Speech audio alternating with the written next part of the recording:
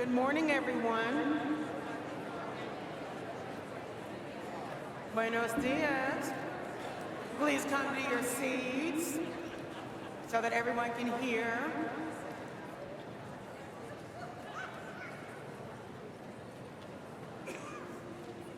Oh, you're leaving?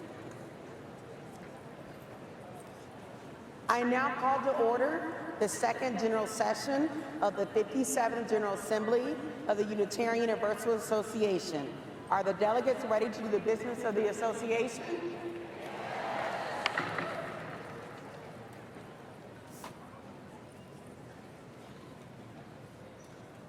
Good morning, everyone. My name is Denise Rhymes, and I'm honored to serve on our UUA Board of Trustees. Our opening words this morning are coming from Parker Palmer, who is the founder and senior partner emeritus for the Center for Courage and Renewal, and he's a world-renowned writer, speaker, and activist who focuses on issues in education, community, leadership, spirituality, and social change. And Parker has these words for us. Let's not forget that American democracy started with we the people, agreeing to work hard to create a more perfect union. We've lost the idea that politics begins at home with what happens in families, in neighborhoods, in classrooms, in congregations. We called this democracy into being, and if we want to call this democracy back to its highest values, it's got to be us doing the calling.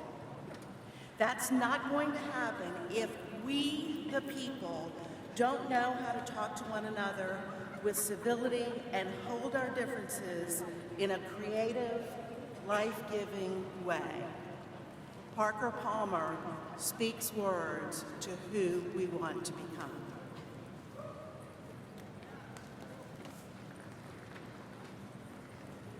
Welcome back to the Secretary of our Association, Cristina Ridieva, for the preliminary credentials report. Buenos dias, everyone. So there are over 2,666 of us gathered here, both on site and our remote delegates and remote participants. So hi, everybody out there in virtual land.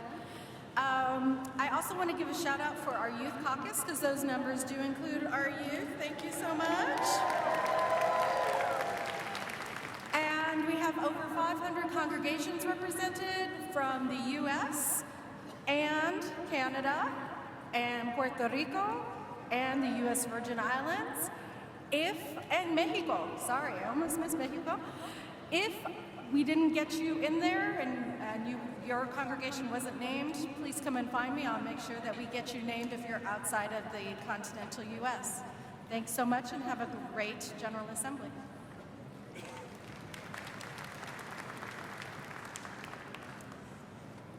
Before we begin the business of this General Assembly, I want to take a moment to remind us about who we are, just in case you overslept and forgot. In our bylaws, Article 2 in particular reminds us of our 7 principles and the sources for our faith. And at the very end of that section of the 7 principles and sources, the very last sentence reads as follows. As free congregations, we enter into this covenant, promising to one another our mutual trust and respect. My friends, these 4 days are a chance for us to prove that to the world together in one place. As we go through these general sessions, our workshops, our celebrations, our worships, and our time in the city, in Kansas City, let us remember our covenants and our promises and our vision of beloved community. If we can't do it here together as one body, and show the world that we are serious about what we intend to be in this world, then it can't be done anywhere. So I remind you, as you go about your day, and as you go about your business, and have as much fun as you can, that you do it with a spirit of respect for each other, respect for the city, the community of Kansas City, and respect for the broader world. This is a time when we can't afford not to be in covenant with one another. As our Cambridge platform reminds us from the very beginnings of our faith, one of our jobs as members and member congregations is to help each other be our better selves. So while we are in covenant and while we are working towards the essence of beloved community, be not afraid to turn to your neighbor and say, "That hurt my feelings." Or if you see behavior that needs to maybe need a little bit of help, turn to your neighbor and say, "Can I help you with that?" As opposed to other ways that you may be used to seeing others call people out. Our chaplains are here to help you. Our right relationship team is here to help you. Your board of trustees and so many others are here to help you with that. But we must remember who and what we are, both for ourselves and in the broader world. Thank you, and look forward to talking with everyone throughout the next few days.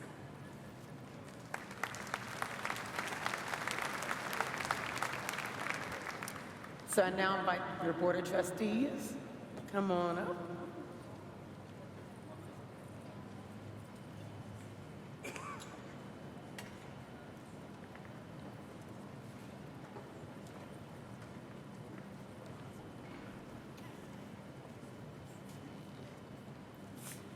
So first off, most times the whole board doesn't come on stage. So people feel they need to talk to one person, two people. You can talk to all these people. So we're glad you're here. If this is your first General Assembly, please raise your hand. Yeah.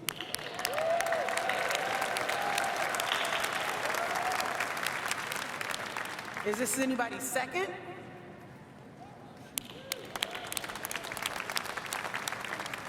If you've been to more than 5,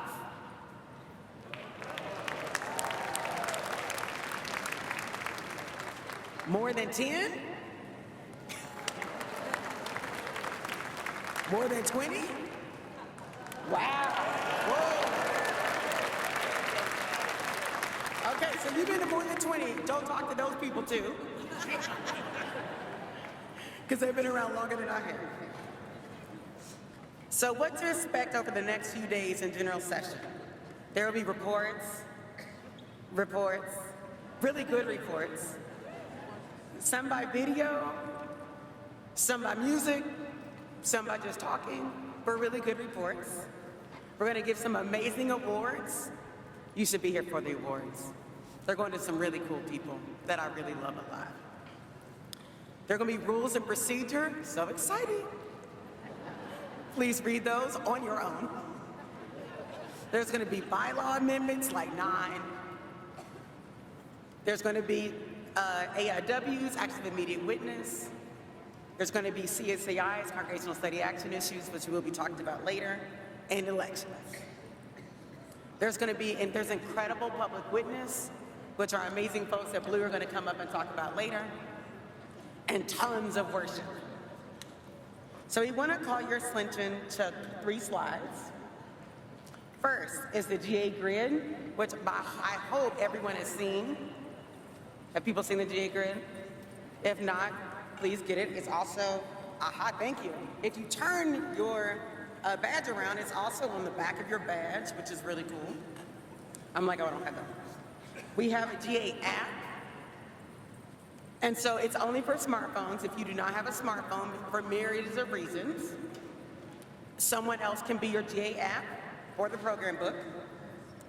And then the Board of Trustees this year has office hours in a room. So if you need something, you can bother all of these fine people at this room at these times, or as they're walking around the hall. I want to say one more thing. I know some people are a little disturbed by the red hats. Red is my favorite color, and I refuse to let somebody who's in office take my favorite color from me. It's a color. If we recede over an entire color, what does it mean for what we are willing to cede over? All right? So I know it's a lot, but it's a color that we are ceding over to someone who doesn't, well, okay. So thank you all so much for your service.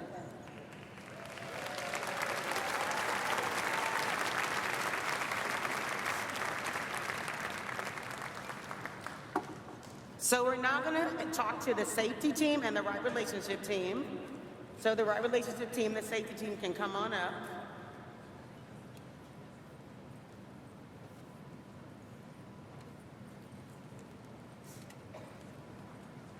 First we have the right relationship team. Good morning, all. I'm Yadini Hailu. And I'm Hannah Roberts-Villeneuve, and we're the co-chairs of this year's Right Relationship Team. Let's take a collective breath and begin with our first Right Relations Team report. All right. Our spirit of hospitality needs a mindful emphasis. We are a people that value participation, which celebrates life and liberates the oppressed. Participation in community that transforms our tight and oppressive labeling into the fullness of our personhood and diverse community. So, whether it is a person selecting a restroom or someone utilizing accommodations with or without visible disabilities, let us assume that our peers have selected the appropriate means for their fullest participation. Living into these growing edges won't always be simple or comfortable, but let us do it in love, grace, and hospitality for the divine in all of us. Another update is Elizabeth Mount is our Right Relations team member who will serve our off-site GA community. What? Starting later today, online participants can contact Elizabeth in the off-site chat rooms during general session. Breathe. Awesome. That was our first report.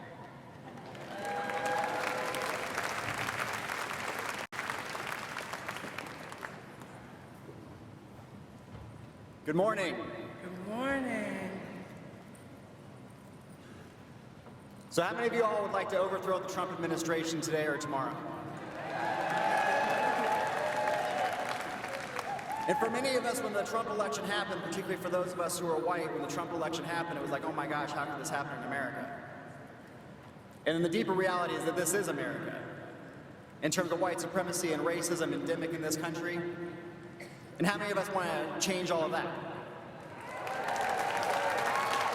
So we need to build up alternatives to the ways that we interact as a community. And the safety team is creating an alternative of a way of dealing with issues of conflict and safety that is not looking to the police to try to solve the issues, because the police often create more problems when they come into communities and bring violence into communities and create more harm. Does that sound true? And so the safety team is trying to create an alternative way of being able to deal with issues of harm or conflict that come. And in particular, the safety team is concerned with keeping an eye on security and police harassing particularly young people and young people of color at General Assembly to be able to help us have a powerful convention and a powerful time together. Does that sound good? Many of our safety team members are already on duty. You'll see them this morning in their orange vests. They're here to talk with you, to listen to you, talk about your experiences thus far, any conflicts or issues you may have had with participants, with the security, with members of the community. They really want to hear that, and so do Chris and I. And so to help us have a powerful General Assembly, we also encourage you all to take care of yourselves, stay hydrated, eat, rest, to be able to make good decisions and be aware of what's going on around you, to be alert, know your surroundings when we're going out into, for many of us, a city that we haven't been to before. Go out in small groups or have a buddy with you to be able to help each other out. And if you see somebody who seems to need help, offer help. Or if you need help, ask for it. Because we got to take care of each other and support each other. Build up a team of cooperation to support each other, to be in this General Assembly, to have a powerful experience. If you are feeling harassed and unsafe, accosted by anyone, please reach out to the safety team. You can reach out to Chris and I. We are asking you to contact the safety team before you contact the police, or if you already have interactions with the police or security, to loop the safety team in, and we'll be here for you. Thank you. Thank you.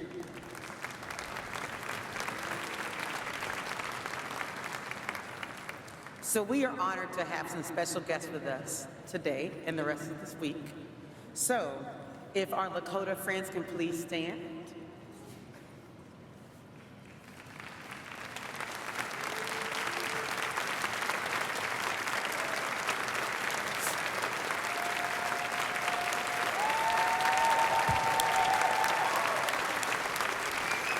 We have Julia Brown-Wood, artist, activist from Standing Rock, Ben Elk Eagle, former council representative from Cheyenne River, and Johnny Esseron from the International Initiative on Transformative oh, my brain is tired, I'm sorry. Collaboration, and Oshete Sakwe.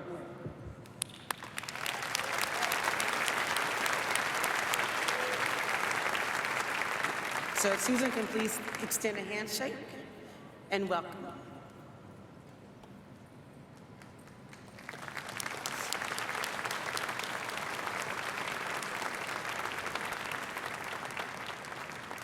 Thank you so much for joining us, and they'll be doing workshops on Saturday. So please go and talk to them and learn from them.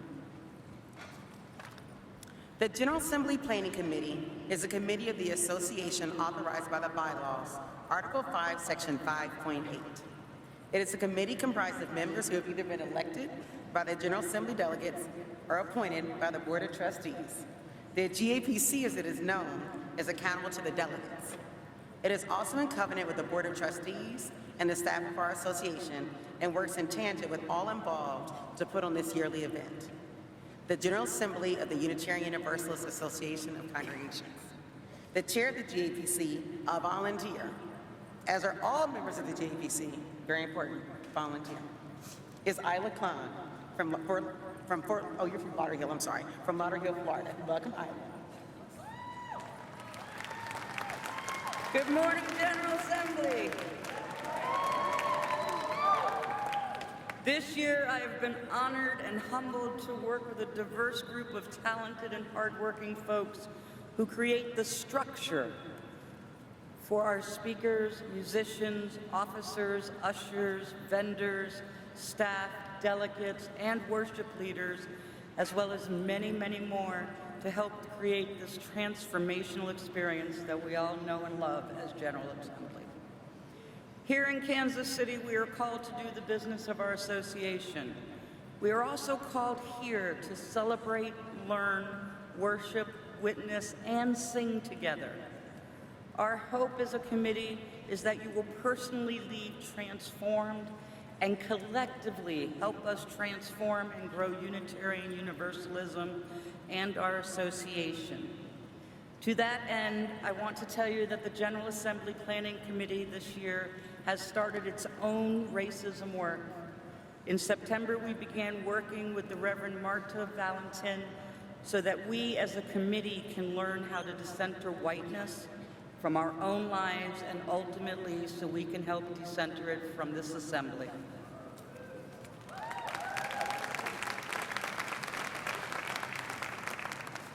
But before I start to ramble, I want to introduce you to our folks.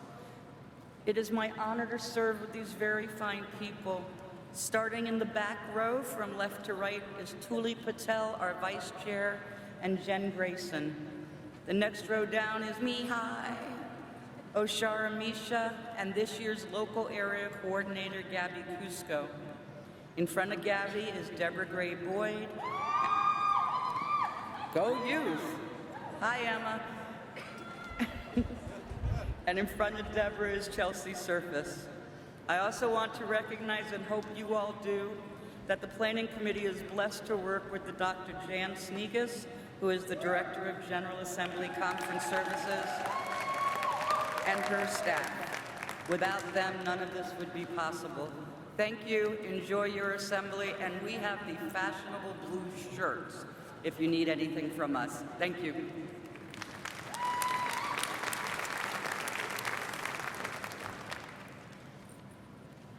Please welcome the Youth Caucus Deans, Jaden Bryant from the Unitarian Universalist Church of Baton Rouge, Louisiana, and Carrie Godfrey from the Unitarian Universalist Fellowship of Corvallis, Oregon.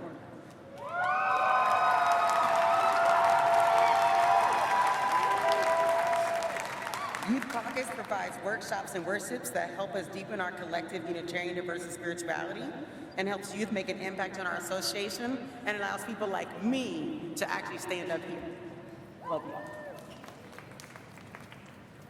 Good morning, everyone. Let me hear who's excited that Youth Caucus is here this week. We're thrilled to be here too. We invite people of all ages to share the space we have in room 2505 of the Convention Center. All week, we will provide many different types of programming which can be found in your program book or the GA app. This year, we're inviting all youth who feel called to make Help Youth Caucus radically inclusive and theologically deep. To center youth voices, we'll also be hosting morning check-ins in Hall D and evening check-ins in our Youth Caucus room to get connected. All Are Called is the perfect theme for Youth Caucus, for a time when youth are once again speaking up and out. General session is another time when we are all called. Many times when youth are talking, it is to process, clarify, and strategize.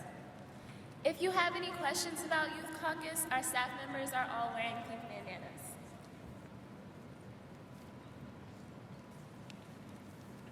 My name is Elliot Farrell Karate. And I'm Alona Walker, and we are your Thrive at GA Youth Coordinators. It's okay. And we are wearing the green bandanas in case you want to find us. We support Youth of Color, so please get in touch with us to find opportunities to connect to other UUs of color. Thank you.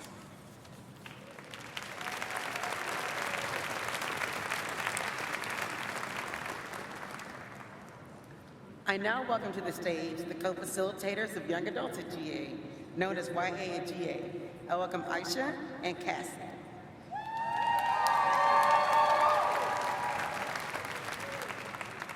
Hello, I'm Aisha Ansano. I'm a member at First Parish UU of Arlington, Mass.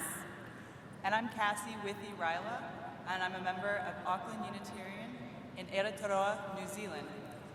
We are the co-facilitators for Young Adults at General Assembly, also known as YA at GA. We are so excited to offer a variety of programming to young adults who are attending GA. While the young adult range is 18 to 35, we invite people of all ages to spend time with YA at GA in room 2504A in the Convention Center, where we have worship, workshops, and informal events in our effort to connect and support young adults here at GA and to transform our faith. The two other members of the YA at GA staff team are Lauren Hulse as a community support staff and Camelia Jahanshahi as a spiritual support staff. We also want to introduce Ronnie Boyd, who will be supporting young adults of color as the Thrive at GA young adult staff. This week, YA at GA staff will be wearing these blue bandanas, and the Thrive at GA staff will have the silver-gray bandanas.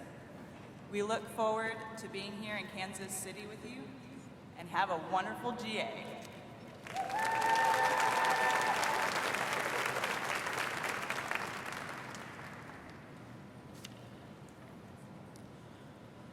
Covenanting communities claim a UU identity and advance Unitarian Universalist values, but they feel different from a traditional congregation.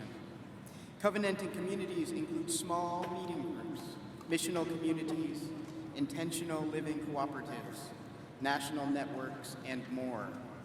Recognized by the Unitarian Universalist Association, covenanting communities are helping people imagine new ways of living out our Unitarian Universalist faith and values while staying officially connected to the wider UU family.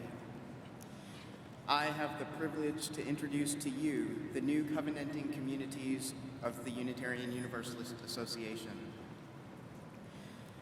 The Olean UU community in Olean, New York provides an open, nurturing, spiritual environment made visible by the joy of our actions for peace and justice in the world. Founded in 2009, we welcomed the community as an emerging congregation, and we are delighted to embrace them this year as a covenanting community. The Unitarian Universalists of Charlestown in Maryland meet monthly to connect residents who are UU and other residents who are interested in progressive thinking. Organized in 1984, we welcome them as a covenanting community. Celebrating its 25th year in 2017, Groveland Fellowship in St. Paul, Minnesota is a small urban community of Unitarian Universalists.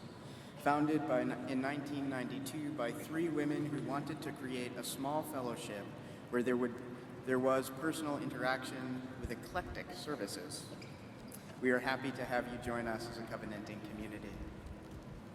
The Unitarian Universalist Fellowship of Southwestern Utah and St. George, Utah has a 2-pronged mission: a focus on social justice and a focus on spiritual growth that allows its members to come together as a congregation to explore the meaning of life on their own terms. Thank you for officially representing our faith in Utah as a covenanting community. Located in Angeles Oaks, California, Camp de Benneville Pines was established in 1962 as a public benefit nonprofit organization to provide a mountain retreat where Unitarian Universalist principles and values are lived and celebrated in community. With their long and rich history, we celebrate you as a covenanting community. Established in 2005, yep, give it up for them.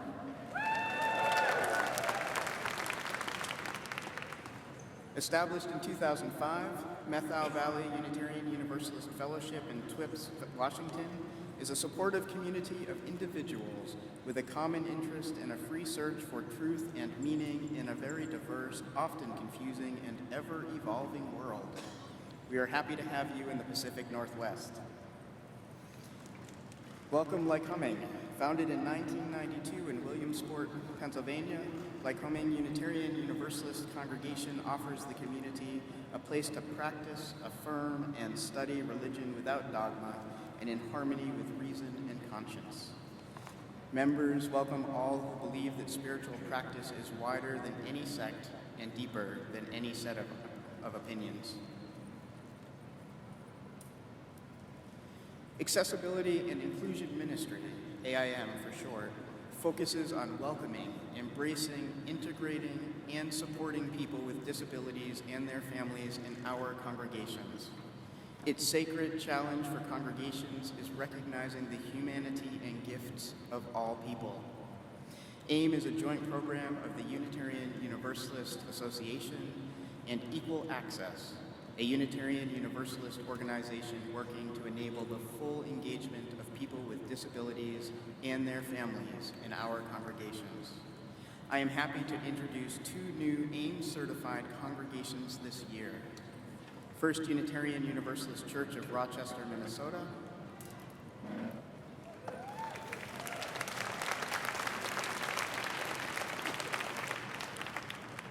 and the Unitarian Universalist Church of Buffalo, New York.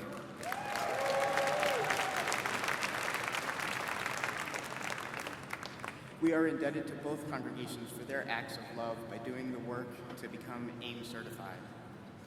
And let's give it up for all of the new covenanted communities and congregations this year.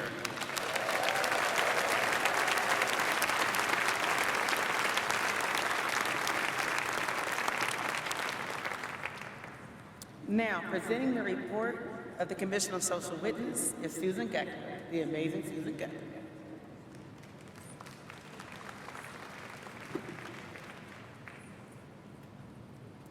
Thank you, and welcome to all the delegates here and off-site. On behalf of the Commission on Social Witness, I am pleased to present this report. The Commission reports directly to you, the General Assembly, and not to the UUA Board. You elect the majority of the Commission members, who you can identify by the blue baseball caps we wear when on duty. We are here to help you navigate the opportunities at GA to contribute to our faith's social witness statements. The CSW has two key responsibilities: to facilitate the process for developing UUA position statements on social justice issues. And there are two types of position statements: statements of conscience and actions of immediate witness. Delegates consider one statement of conscience every odd-numbered year, so that would have been 2018, so that means that there is not a statement of conscience this year. Because we're 18, odd-numbered years would have been 17 and 19. But that it is about an issue that was selected 3 years prior as a Congregational Study Action Issue, or CSAI. This year, you will have a chance to select a new CSAI. Because issues sometimes arise that call for a more immediate response, there is another type of position statement. It's called an action of immediate witness. Because these issues are proposed and acted on during one General Assembly, there is little opportunity for congregational study and input. Thus, AIWs only carry the weight of the delegates present at one GA, but they still have value. Our second key responsibility is to encourage congregational engagement on common UUA social justice issues. So, let me give us a report on what we have done this year since I'm reporting to you. Between 2017 and 2018 General Assemblies, the Commission on Social Witness reviewed comments that we received from congregations on our current CSAI, which is the corruption of democracy, that the 2016 General Assembly selected. We also invited proposals for new CSAIs, and we received 3 proposals. Because 2 were almost identical, we asked the proposers to combine them, and they did. Then, at the request of one of the proposers, we facilitated meetings of the proposers of the remaining 2 to see if they could find common ground and thus submit only one CSAI for consideration. We all hoped that in the spirit of being more cooperative and less competitive, we could avoid pitting one issue against another, and thus forcing delegates to select only one issue, even though historically all proposed CSAIs have been worthy of study and action. We got close, but did not succeed. So you do have 2 CSAIs to choose from. To learn more about each, invite you to come to the CSAI mini-assembly this afternoon at 4:30, and also to read them in your program book on pages 73 through 75. One way we fulfill our second key responsibility of encouraging congregations to engage with selected CSAIs is by working with the UU Ministers Association to sponsor a social justice sermon contest. The winning sermon will be presented at 3 o'clock today. The sermon title is why the right gets it wrong and the left just doesn't get it. Recognizing that the prescriptive nature of the CSW relevant sections of the UUA bylaws hinders innovation, we also this year worked with the UUA board to propose suggested changes to the bylaws. These proposed bylaws changes do not change processes. They remove from the bylaws the details. Many of those details are still included in the CSW's proposers' guides for both the CSAIs and AIWs. One significant change is that the bylaws would not require gathering signatures at General Assembly for actions of immediate witness, and would allow the CSW to consider modifications of that process if you, the delegates, decided to approve that. Facilitation of the CSAI process also requires getting input from congregations, who are the UUA's members. As part of the annual congregational poll, congregations can vote on whether to include proposed CSAIs on the final agenda. This year, slightly more than half of all certified congregations did vote in that poll, and the vast majority voted to include both of the proposed CSAIs for consideration. Now, you have a role to play also. If you are a delegate, you will vote to select one of the proposed CSAIs. There are opportunities to be informed that you can see, or that I've already mentioned. After you return to your congregation, we hope that you will inform them about whichever CSAI is selected. There is already a study guide for the current CSAI on the corruption of democracy that's available on the UUA website. And by November, there will be a study guide for the newly selected CSAI that is to help you engage with your congregation in that study and action. To meet our bylaw requirements, the CSW will conduct a mini-assembly on the two proposed CSAIs. That's at 4:30 today. We are also hosting a workshop with activists who are engaged in fighting corruption of our democracy, and facilitating worship service, and facilitating the sharing at 1:30 today of how congregations have implemented the Statement of Conscience adopted last year on escalating economic inequity.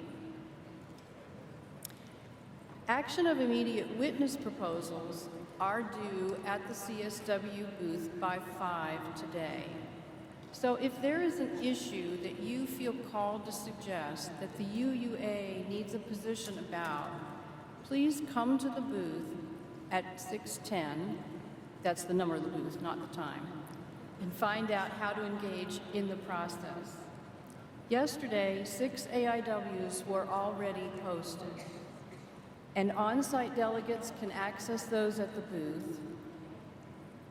Off-site delegates can access them online already, and there are also petition sheets available for the off-site delegates if they choose to support one or more of them.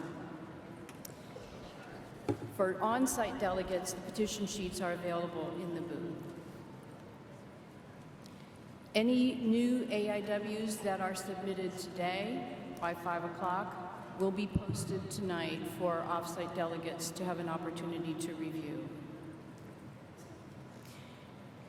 Delegates will also receive CSW alerts as an email attachment, so you should have received that if you are a delegate. To save trees, delegates with smart electronic devices are encouraged to download those CSW alerts and use that version when you are trying to find out more about what's going on.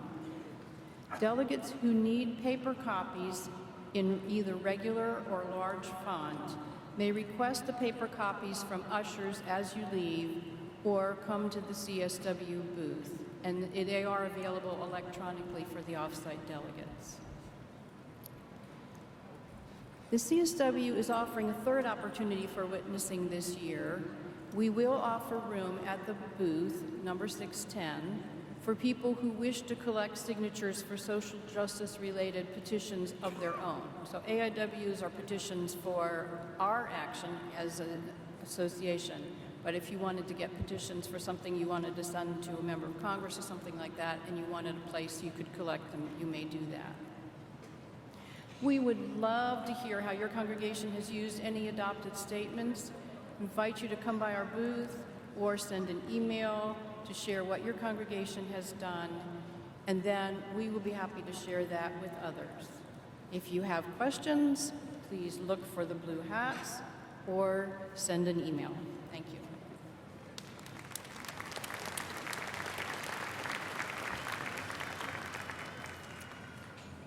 I now welcome Leslie McFadden and Paige Ingram of Blue, Black Lives Unitarian Universalist for an introduction for our public witness this year. Thanks so much for all you do and for all you do for Black unions and UU adjacents.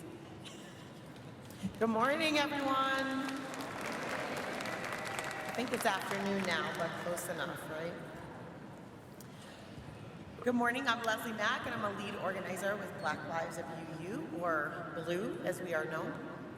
And I'm Paige Ingram, community organizer with Blue, and we are so excited to be here in Kansas City, coordinating this year's public witness events. This past year, Blue took time to connect with local organizers here in Kansas City with the goal of understanding their needs and the various ways that General Assembly attendees can help them do their work. Out of those deep connections, it became clear that this community did not need a rally or a press conference, but that there were three specific needs that jumped to the top of their list.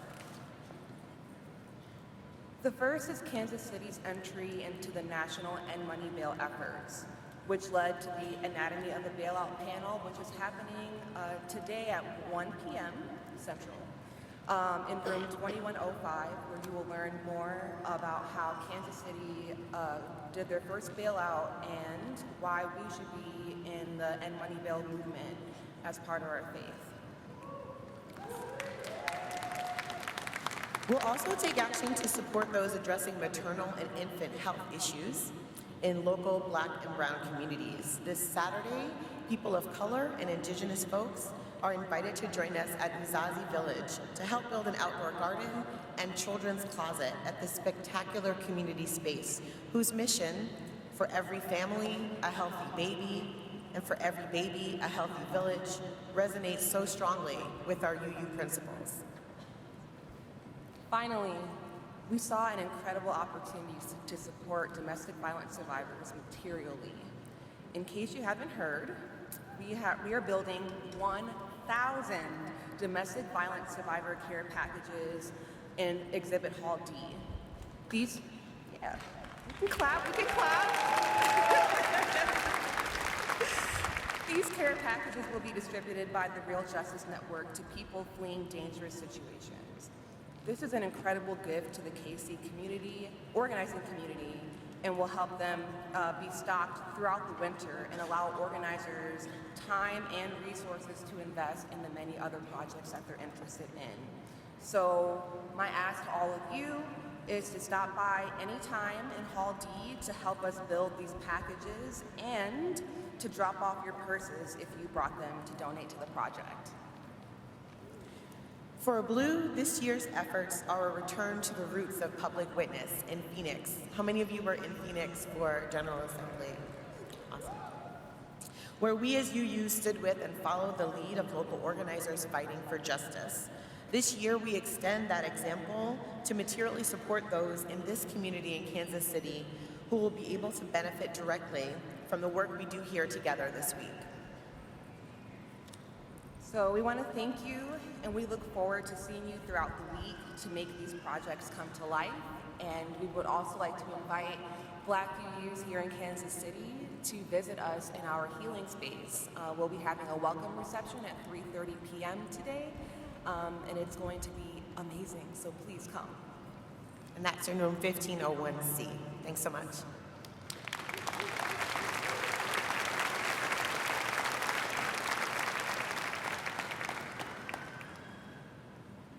And I believe we have some singing happening up next with the fantastic Leon.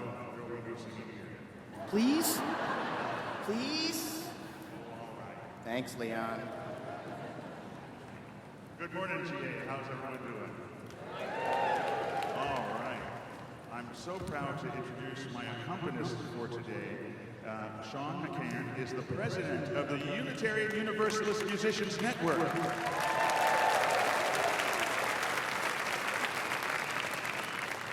Also my good friend. I would like to sing for this break an old melody with new words. As a matter of fact, our retired now community minister, Michael Hannon, wrote new words to Finlandia, the beloved song. And his idea was this was such a powerful song for him from LLRY, the Liberal Religious Youth, LRY, that he wanted to have new words. And these words speak to today. And so I invite you to rise, embody your spirit, and we have a projection of the words, and join me in singing this old classic with new words. Hit it.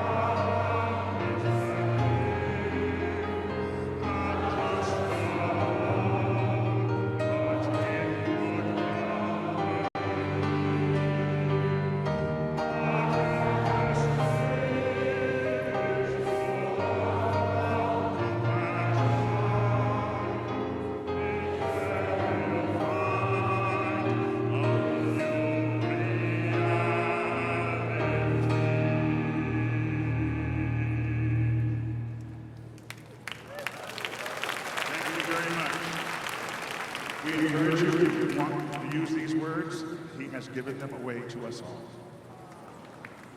Fantastic. Thank you, Leon.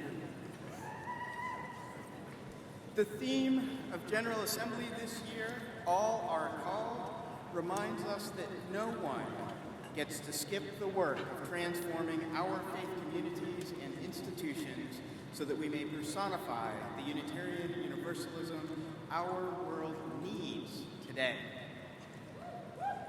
This last year has been far from easy. The thing about being called is that the sort of call we're here to engage with together rarely comes from the path that is smooth, well-worn, obvious, and easy. It comes from the path that is difficult to find, challenging to stay true to, and arduous to make progress on. When we answered the call to become your interim co-moderators, we did so in the context of our denomination's most recent awakening to and grappling with the ways white supremacy culture operates in our midst. We also did so while our faith community was still mourning the untimely death of former moderator Jim Key, and celebrating the election of Reverend Susan Frederick Gray. It was a moment of turmoil and loss, of hope and change. We said yes to this call in part because we couldn't be more committed to supporting this movement and embracing what the Commission on Institutional Change has framed as an urgency around transforming the association to embrace the fullness of a transformative multiculturalism as a fulfillment of our principles and heritage. We are excited to explore collaborative leadership together, not just in our role as co-moderators, but also in terms of the work with the board and the larger context of our movement as a whole. We want to take a few minutes to share some of our learnings from this past year with you, as well as our hopes and our plans for next year. So 1, a transformed Unitarian Universalism requires transformed leadership models. We have to be a leaderful movement. Does that make sense? Leaderful, not hierarchical, but leaderful. And collaborative leadership looks so many different ways. It means at the board table, everyone must facilitate. It means if you come to a board meeting, you all shall participate. It means that you're going to all engage in conversations, and we need all of our congregations to be active in creating the world that we want. Not just 3 or 42, the ones that are the biggest, or the one with the most money. 2, maybe you didn't know this, the moderator position is volunteer. The scope of the work is a lot. 1 or 2 trips each month, we liaison to like 30 groups, there's like thousands and thousands of emails, and countless additional conversations. Barb and I have full-time jobs. And part-time jobs. And part-time jobs. And more jobs. And so what it means is it's a different kind of moderator.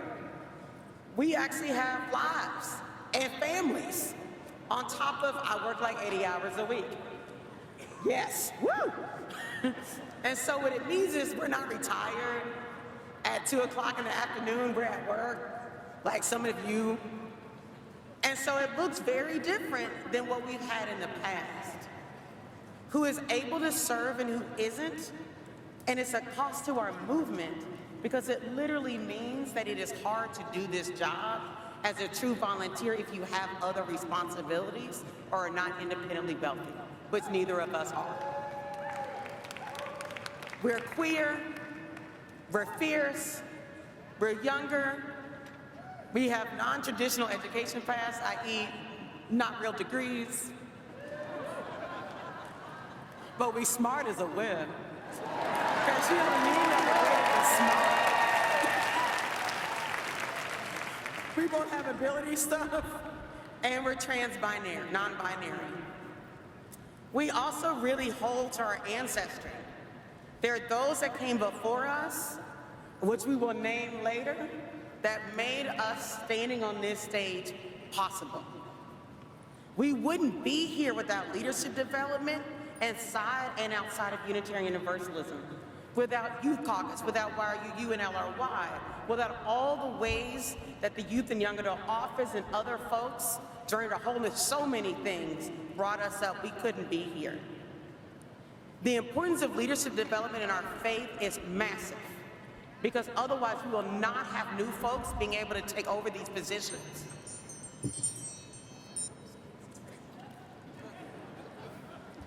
The fun of shared leadership. Leadership development. and a transformed Unitarian Universalism. And a transformed Unitarian Universalism requires transformed leadership models. This year, we've been reimagining the way leadership works within the board. Instead of a top-down leadership, all board members have shared leadership. So you'll be noticing throughout this General Assembly board members up on the stage helping to run things differently. We've also been having conversations about how our understandings of volunteer work within our movement need to shift and be more equitable. For one thing, we're working to scale the position of moderator down. Although the moderator nominating committee did a faithful job in seeking candidates for the next moderator election, the sorts of leaders they were seeking could not commit to a volunteer role of this position's current scope. Therefore, the board decided to postpone nominations for the 2019 election for moderator and work in the coming year to reimagine the moderator position to be in line with the aspirations of our faith community.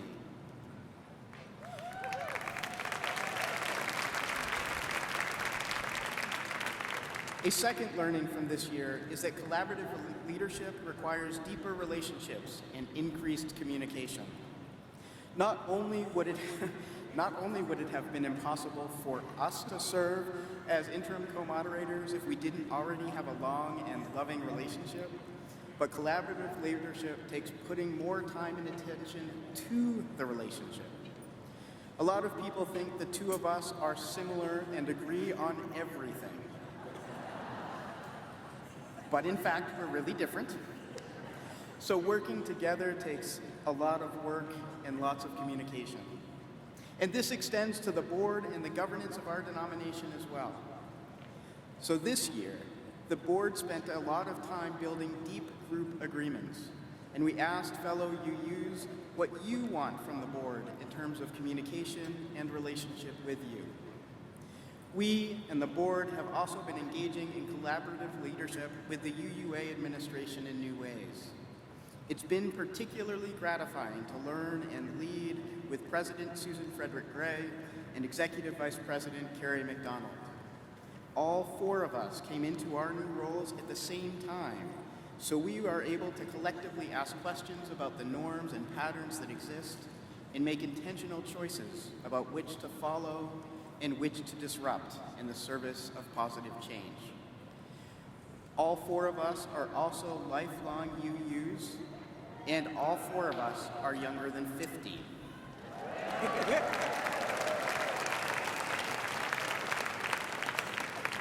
Along with all of us holding other marginalized identities. And our collective deep-rootedness in the faith supports our dedication to working together. Because our collective dedication to practicing collaborative leadership, there have been new relationships, communication, and collaboration growing between the board, the administration, and related groups and committees, including the Commission on Institutional Change. Judge, you notice we talk different, so I have the timer. So another learning. Ooh, buddy, this was a biggie.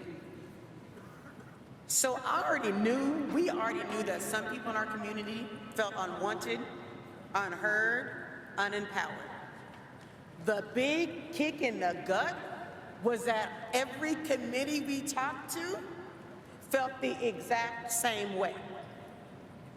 That is a really sad and deep thing when the people who are doing volunteer work in our faith feel uncared for. That ain't cool. Do we all agree? Yes. And so this year we were like, we are going to do another commitment to going to the General Assembly Planning Committee meetings. We're going to have a different relationship with the committees and groups that serve our faith, because we need them, we need you, so that we can actually move our faith forward. We need to be accountable to those who are in congregations and those who are not, because we have a challenge in our faith around who feels they can stay.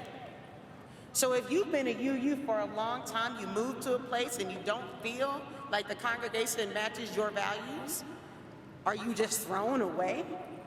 No longer to be a Unitarian Universalist? How do we hold a both and?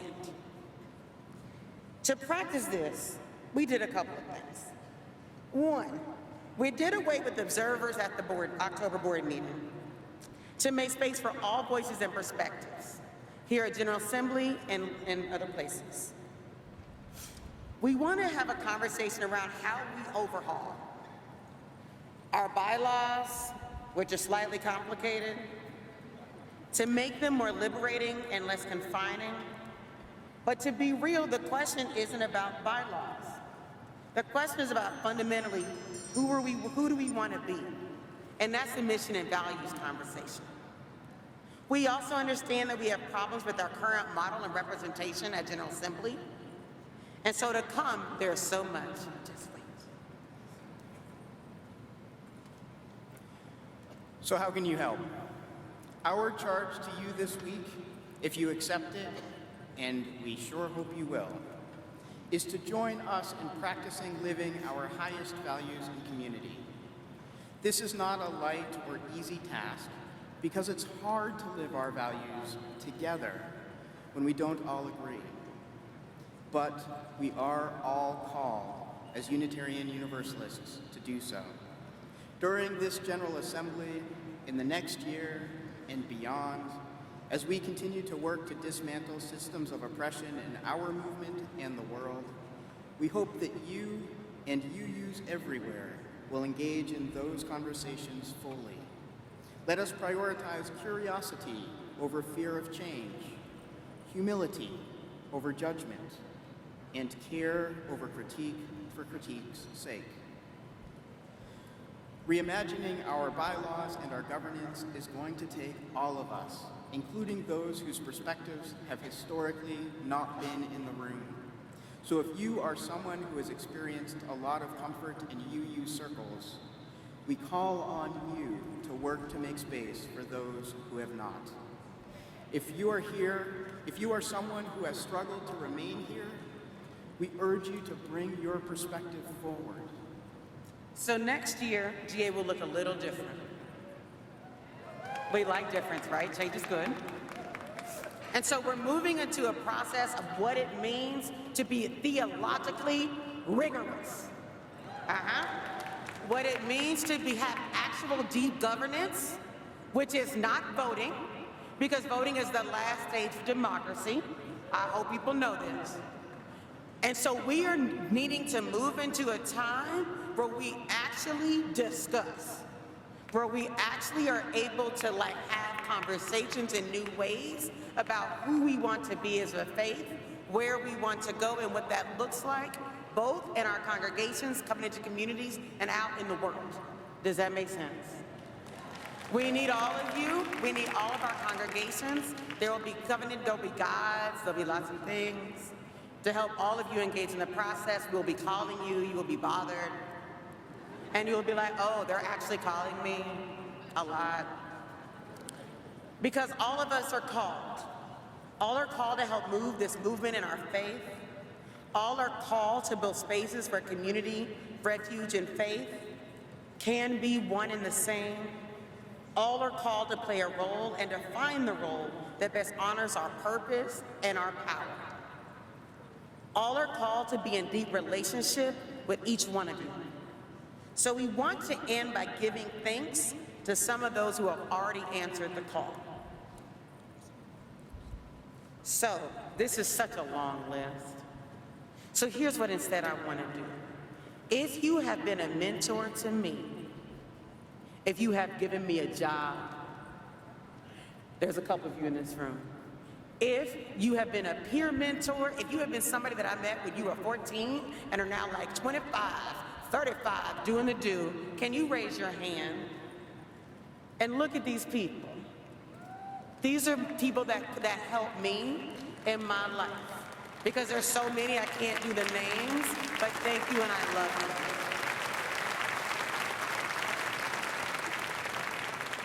But I do have to say my parents are in the house, Irvin and Eleanor Williams. They are actually they're here, so we have to actually hold the parents. My parents, Carol and Ross, are not in the room, but hopefully watching online, so thank you, Mom and Dad.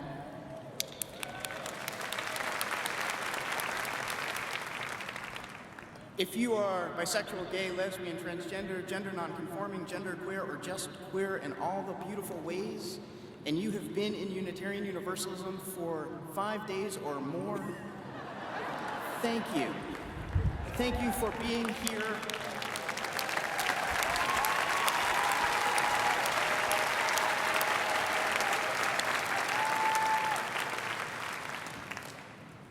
Particularly for the elder, queer, and bisexual, gay, lesbian, transgender folks in our midst online who have been doing the work of making space for the youngins that I once was 20-something years ago when I came out in Unitarian Universalism as a trans guy. Thank you for making space for me to be here now.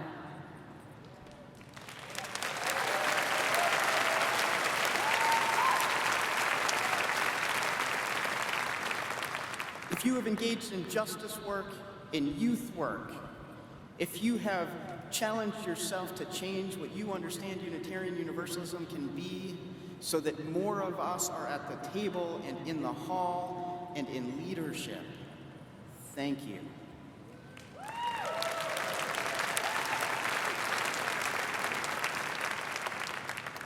And if you haven't, it's okay, because there are youngins coming up behind us, with us, and we all need help now in front of us. We all have the power to make space for more to be a part of our beloved community. So thank you for doing your part in answering the call today.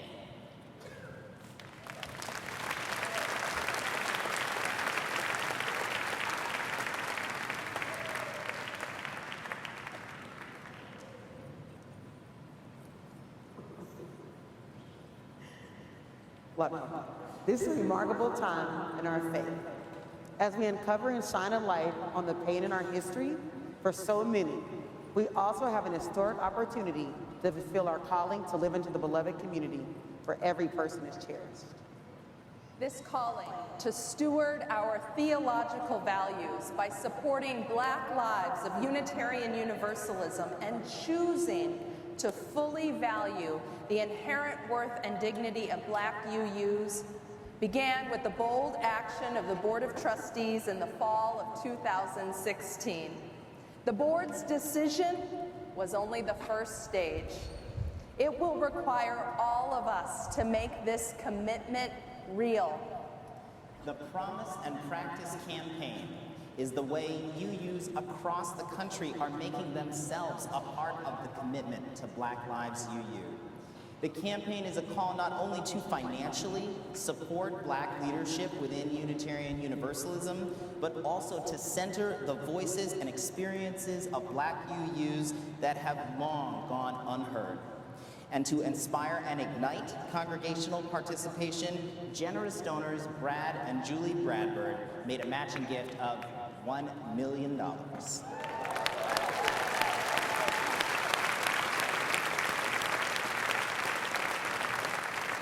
We thank you, Brad and Julie, for this courageous act of stewardship that comes from your love of our faith and your belief that we can be better. In response, many of our congregations have joined this campaign to support our UUA Board's commitment to Black Lives of UU and double their financial contribution through the match gift. We are grateful for your support. This is no ordinary campaign. This campaign is a departure from traditional asks of financial support, in that it asks for both a promise and a practice. It demands we look within ourselves as leaders and as faith communities to discern what it truly means to bear witness to the pain and the harm of many Black UUs, and fulfill a promise to support and promote the growth of Black leadership and the work of Blue. This is no ordinary campaign. This campaign is inspired by Black Lives of UU, which is already doing dynamic work, providing ministry and pastoral care for Black UUs, lifting up the voices and leadership of Black UUs, and connecting Unitarian Universalism with vital movement work. Blue is truly the most innovative ministry in our faith right now. This campaign is no ordinary campaign. This campaign is ignited by beautiful and powerful worship materials created by some of our most esteemed religious professionals of color. These powerful perspectives and stories are gifts of joy and pain generously offered, gifts that will inspire for years to come. This campaign is no ordinary campaign. 310 congregations and organizations, UU organizations and congregations have participated so far. Right. And we've heard from so many about the ways the Promise and Practice campaign is transforming and uplifting congregations in their commitment. We thank you for leading the way in trusting Black leadership, investing in Black leadership, and uplifting Black leadership. Thank you to all who have participated so far. Yes, amen, amen. For the promise to be fulfilled and the practice to be truly transforming, we need all of you and all of your faith communities to participate. If your congregation has not yet held a Promise and Practice Sunday, there is still time. I'm delighted to share that Brad and Julie Bradford are extending their match through the end of this next congregational year so that more congregations can join on this journey of supporting Black lives and Black leadership.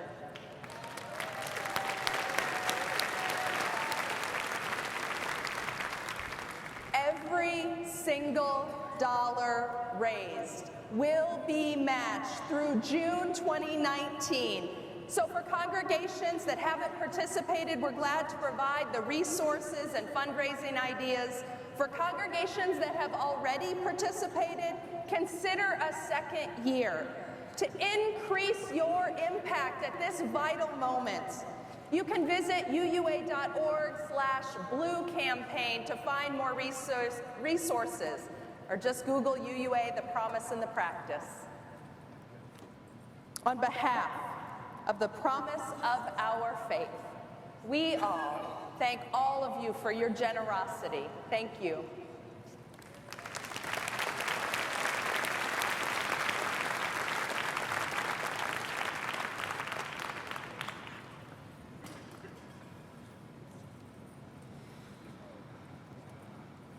Section 10.3 of the UUA bylaws set forth the following duties of the financial advisor.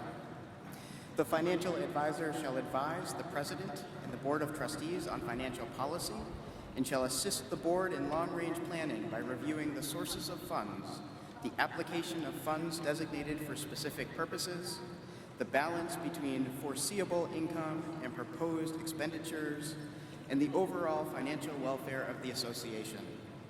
From time to time, the financial advisor shall report to the president and the board findings and recommendations respecting the current financial affairs of the association and long-range planning. The financial advisor serves on the UUA board, the health plan board, the retirement plan committee, the socially responsible investment committee, the investment committee, and the audit committee. Please welcome the fabulous and hardworking financial advisor, Lucia Santini-Field.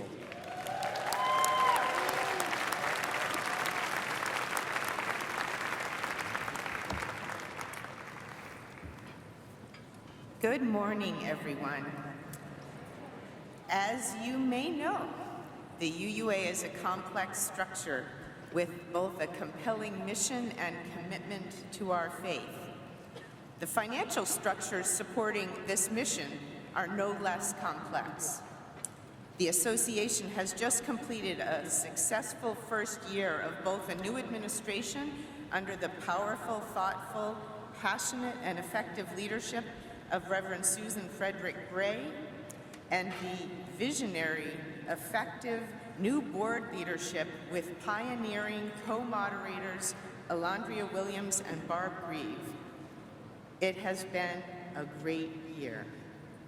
Congregational covenant is the foundation of our faith movement and the core financial support for its mission and vision.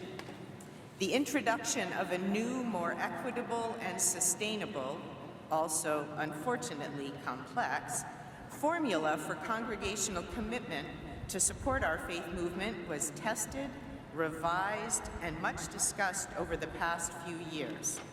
I ask for your strong congregational support of the new APF and your patience with any inevitable questions or issues you may encounter.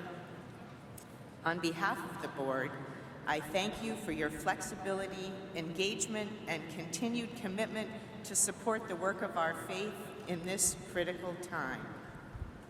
I'm very pleased to report that the considerably significant financial operations of the association and related entities, the Common Endowment Fund, the Retirement Plan, the Health Plan, and Beacon Press, are all healthy, well-managed, and in the hands of competent and experienced staff, and overseen by committees of dedicated, competent, and experienced volunteers.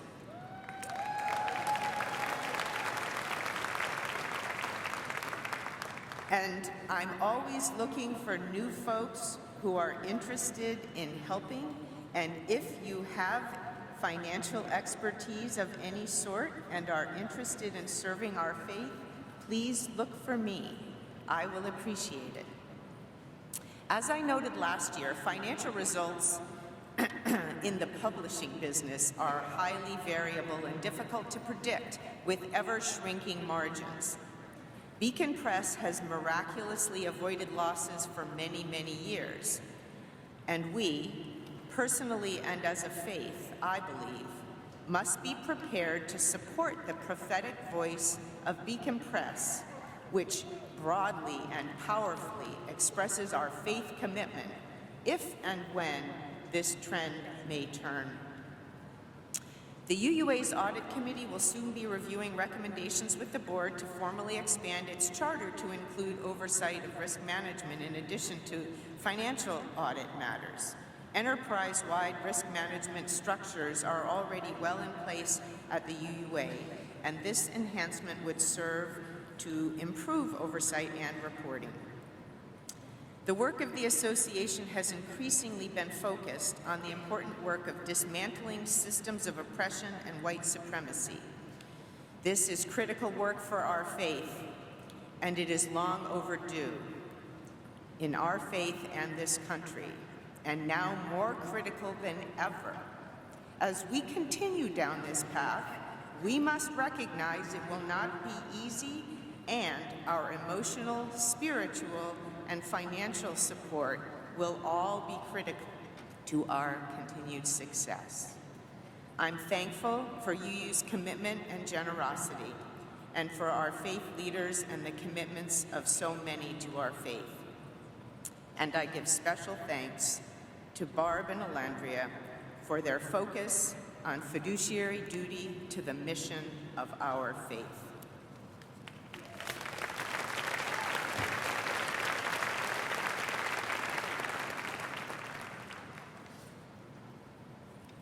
So I now invite our President Susan Frederick Green, Financial Secretary Tim Atkins, and UUA Treasurer and Chief Financial Officer Tim Brennan, otherwise known as the Tims, to present the UUA budget.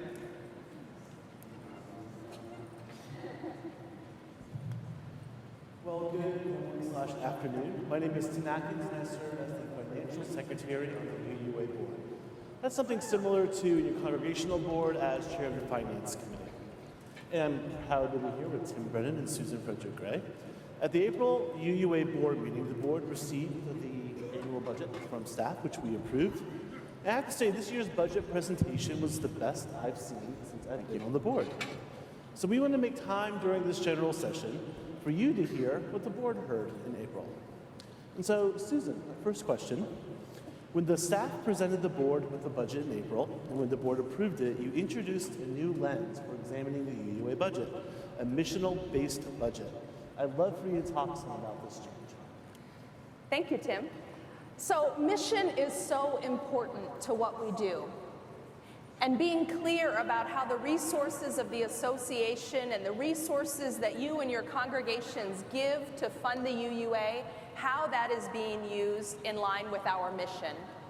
So at the UUA, we have 3 primary missional focuses. So if anyone asks you, what does the UUA do? Think of these 3 things. Number 1, we equip congregations for healthy, vital ministries. Number 2, we train and credential leaders for our movement and our congregations. And number 3, we amplify the larger voice of our faith and our values in the world. Hey, Tech, could you put that slide up? And so we looked at the UUA budget, and we actually broke it down into how the resources are spent on mission, how the time of our staff is spent supporting congregations, training and credentialing leaders, amplifying our national voice. And you can see that 34% of the resources that the UUA has are spent in equipping congregations for health and vitality.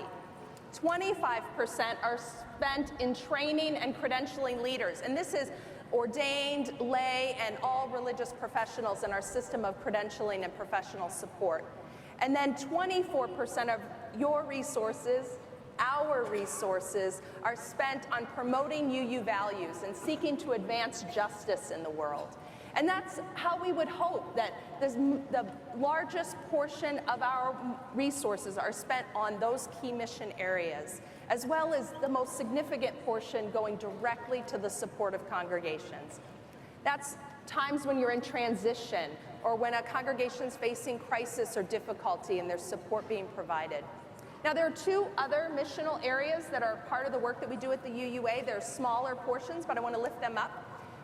We support emerging communities, congregations, and growing new congregations. That's in the blue, light blue.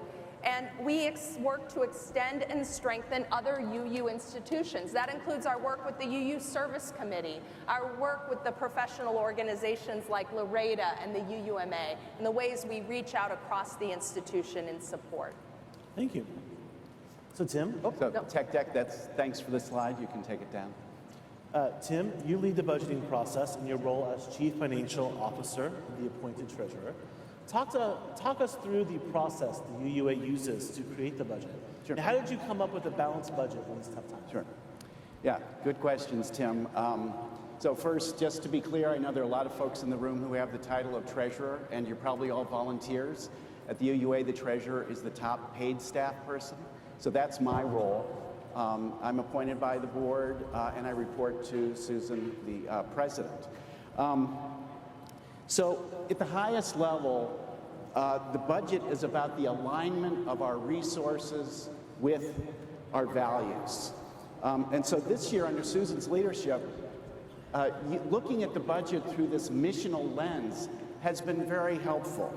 And it's helpful partly because, and I know a lot of you out there, probably most of you share this same problem, which is that our revenues aren't actually growing. So since the crash back in 2008, our revenues have been pretty much flat.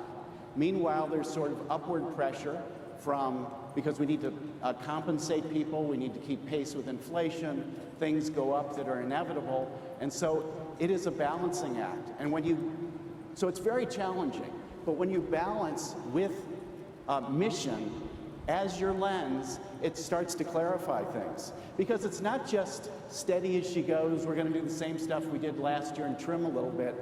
We have to make room for our priorities. So there are many, but let me just list a few. So a few years ago, we made the commitment to the UU College of Social Justice. That was new money. We had to make room for that.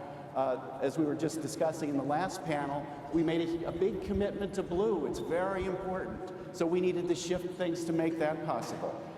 And then the very, very important work of the Commission on Institutional Change. It took significant resources, and we need to make room for that. And then last, in this budget for the upcoming year, we're putting significant resources into addressing white supremacy culture within the UUA and equipping our staff to address it and equipping our staff to help congregations do the same. So, thanks. So it wasn't easy, but we came up with the balanced budget. The board approved it. Our cycle starts in the fall. We do a look at strategic priorities. January, we look at income. That kind of creates that envelope. What are our limits? During February, the staff work on the expense side. And then in March, the Leadership Council sits down. We work with Susan and Carrie to go through the whole budget and figure out how do we make all these things work. So the keys to the budget are your generosity through the annual program fund. Thank you, thank you. It is going up, so that's good news, and so we're up over last year and over the previous year, so that's great news. Thank you. And then I'd say the other key is the endowment. So we have an endowment which is actually shared with all of you. About half the endowment belongs to the congregations. We try to invest our money, again, aligning the assets with our values. Great work from our investment committee and SRI committee that enable that. That's socially responsible investing. Thank you. For those who don't know Thank SRI. you. And so, so today we're giving you this overview. If you want some more information, there are more opportunities. But I would encourage all of you to look at our endowment fund as an opportunity for your congregations. And again, thank you so much for your support of APF. So Susan, when Tim came to you with the topic more about the budget, in your discernment process around the budget, what were some of the questions that you asked the UUA staff to help create this budget? Absolutely. So Carrie McDonald and I sat with the department heads at the UUA, and the first question we asked was, what in your area of ministry and mission is most critical to our organizational goals of equity, inclusion, and change? Right? What is critical to this anti-racism, anti-oppression, multicultural work? And so every department looked at what they were doing and said, this is making the biggest impact on those goals. And then we asked, what can you change? Where can you find cost savings? Not touching that critically important work. And then the third thing was to ask about what new initiatives are really necessary to drive this work of ARAOC, MC, and institutional change. So we put those priorities in the budget first. And like Tim said, we were able to continue to find the resources for the Commission on Institutional Change, for Black Lives of Unitarian Universalism, as well as a significant investment in the work of institutional change being led by Taquina Boston at the UUA and training for UUA staff. In particular, the staff who work most closely with our congregations, so that we are well equipped to help congregations and leaders be well equipped to do the institutional change work in your congregations. Well, thank you. Thank you both for being up here, for being part of this discussion. So for those who are interested in learning more about the budget, maybe doing a deep dive with some of the numbers and getting into those details, you're invited to attend the budget hearing with myself, Tim, and Lucia, which is tomorrow at 11:15 in room 2502A. You can find those details in your program book. Thank you again. And thank you, Tim. Yeah, thank you, Tim.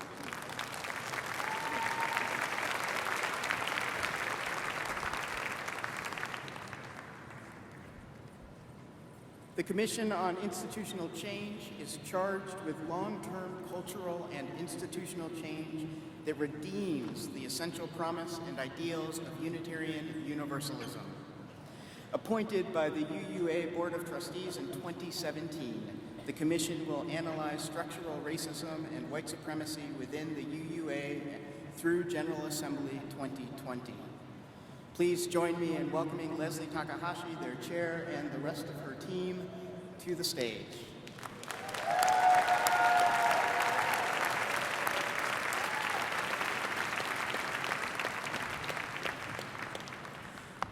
Good morning. The Commission on Institutional Change was appointed by the UUA Board of Trustees to analyze the structures and processes which perpetuate oppression and white supremacy culture within our Unitarian Universalist Association.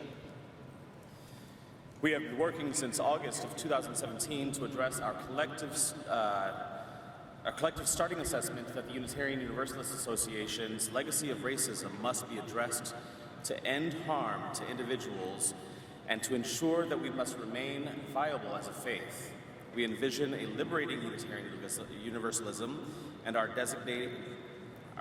designing interventions that must move us dramatically closer to that work. We begin with the premise in all our work that the values of Unitarian Universalism cannot be realized in a system which is centered around one cultural expression. In fact, the centering of white culture and values has stymied the development of a full range of cultural expressions. In the Unitarian Universalist tradition, two pillar principles invite us to covenant to affirm and promote the inherent worth and dignity of all people and to acknowledge the interdependent web of existence of which we are all a part. Systems, policies, and practices and expressions of Unitarian Universalism which bias one racial or cultural group above others make a mockery of these two core values, and so we are called into efforts to name and change them as acts of witness to a fuller and more authentic expression of this, our faith. In our first year of work, which will continue through General Assembly 2020, we examined the events surrounding the Southern Regional Lead hiring decision in spring of 2017. We found this to be but one eruption of the seismic tensions around race, which illustrate the depth of the disillusionment and tension faced by religious professionals of color in our faith. A few highlights of that report, which is available through our website.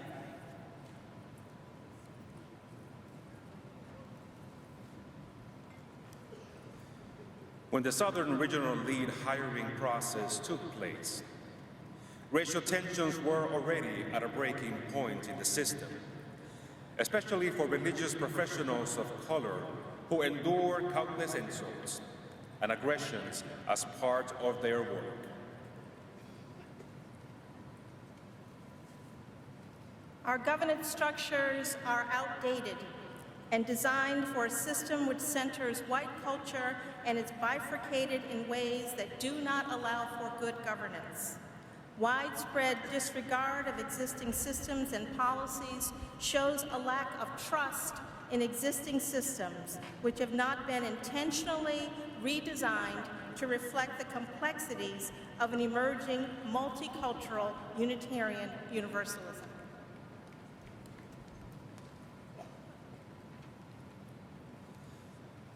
Assumptions growing out of ignorance of racial bias and a white supremacy culture led to conclusions that harmed people of color, those who work every day within it, and those who attempt to find a spiritual home within Unitarian Universalism. The skills and perspectives of religious professionals of color are not valued within the culture of our institutions, especially our congregations. A fear of open conflict and the assumption of good intentions increase the damage done by institutional racism and other forms of oppression within our association.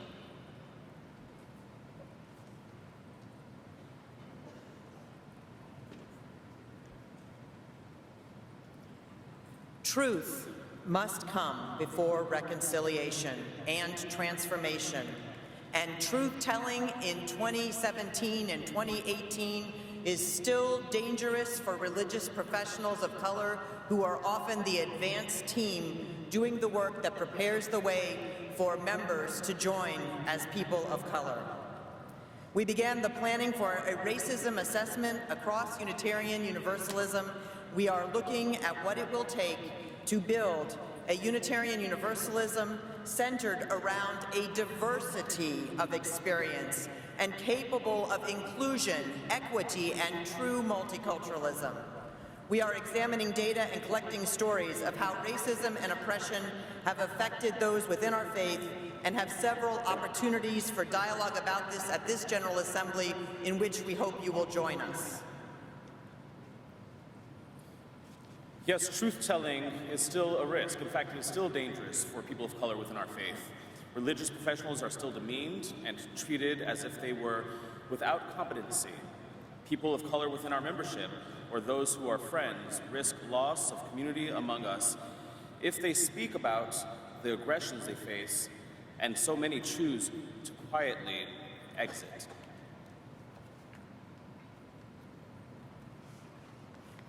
The board charged the Commission with examining the relevance of truth and reconciliation processes to the key events in the Association's recent past. While we spent some time researching these processes as they have been used in a number of nations and municipalities to resolve issues related to the damages from racial conflict, we find that the circumstances of the UUA may require a different kind of response. Some observations from our report. One, while the Commission was charged included, establish a truth and reconciliation process to create a climate of honesty, accountability, and disclosure essential to our learning and multicultural growth as an institution. Most religious professionals of color do not feel safe to tell their truth because of what they have experienced from congregational leaders, colleagues, and many of the systems set up to support them. Two, the lack of true anti-oppressive, anti-racism orientation on the part of regional staff and good officers through the Ministers Association has been particularly damaging to religious professionals of color, which is in part why the events around this hiring decision became such a lightning rod for criticism. As part of the conversations we have elicited, it has become clear that the association's credentialing system for religious professionals and its systems for developing lay leaders do not take into account the dynamics of oppression and its systemic effects. Also, no process exists for redress when damage due to institutional racism is done, whether that damage is done to people of color or white participants. Trial in the court of social media is not a healthy alternative to a real process.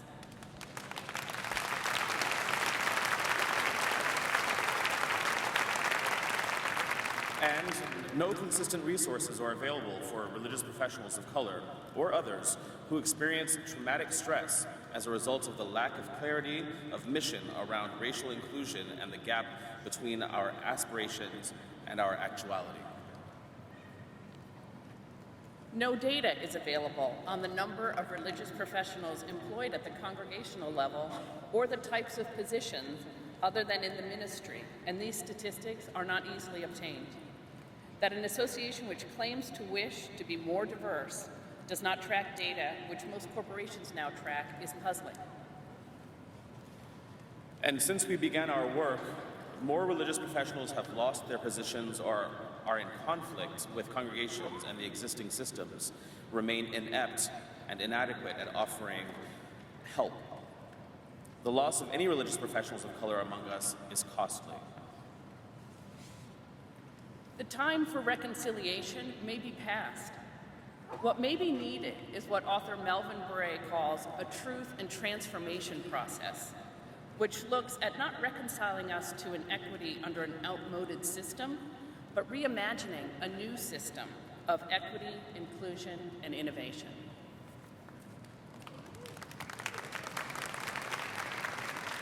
We begin with truth-telling.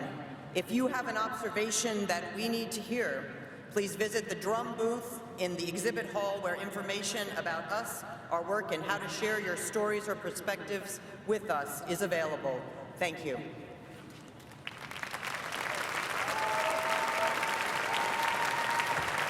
Thank you to the Commission.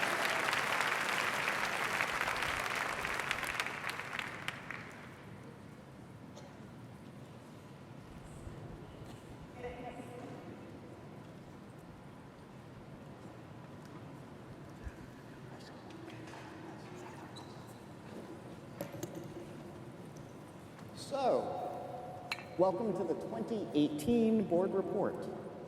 Following last year's model, we have a panel of board members, fabulously joining me, to whom I will ask questions as the MC. So sorry. But to start, and just to be totally transparent, I don't know about you all, but I'm a little nervous about this. So you are going to be a great audience for us, yes?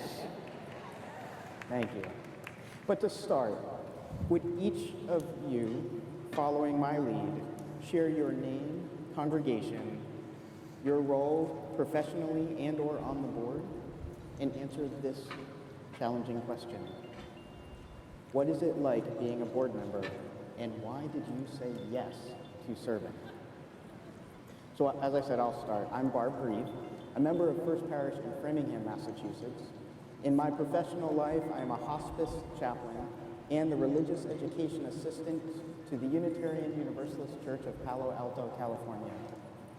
On the board, I am one of the 2 co-moderators along with Alandria Williams, and I said yes to serving because I believe that governance is important, and I'm a wonky geek that loves board work. Well, I'm Tim Atkins. I serve as the Director of Religious Education at the Cedar Lane Unitarian Universalist Church in Bethesda, Maryland, and I'm a member of the CNF. My role on the board is I am the Financial Secretary, as you may have just heard. And what's it like being a board member in life? Just say yes. So at times it can feel like a heavy load.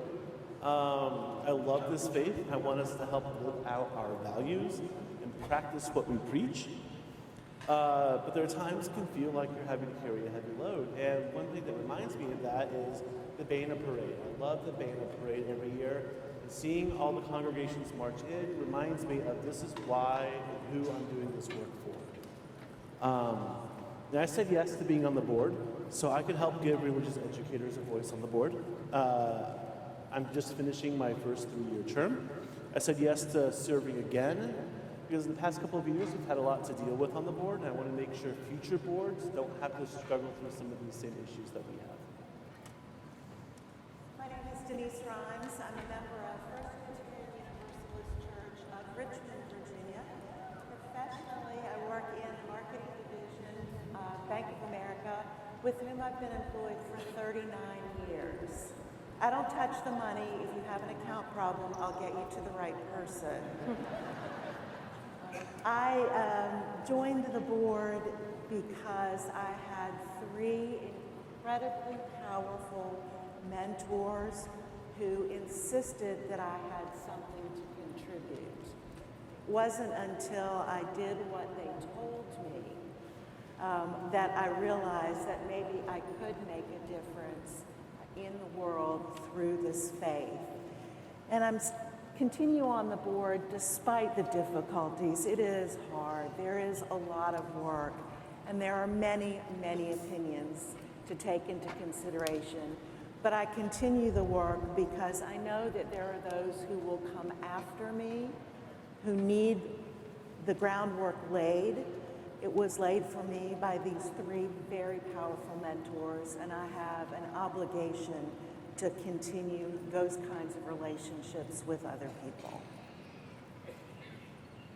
My name is Bailey Saddlemeyer. I am a member of the First Unitarian Church of Providence. I'm 18 years old and serve as a youth observer to the board. Thank you.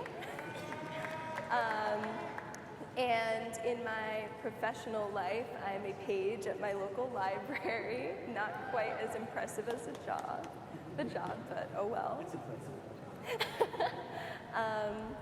Well, the reason that I originally applied to be on the board is because I was doing work within my own congregation, and by the recommendation of my Director of Religious Education, Kathy Sagal, I applied, and I haven't regretted it. Being able to give a voice for youth on the board is so rewarding, and it's so important, and I've just been thrilled to serve.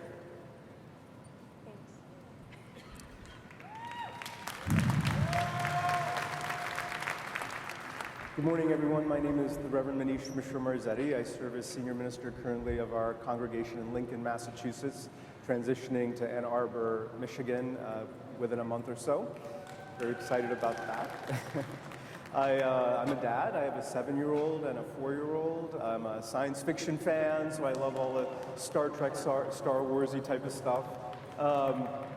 Let's see, I said yes to serving on the board after many years of leadership in the UUA. I've been at the national level for 15 to 20 years in various volunteer positions, and this is my first time serving on the board.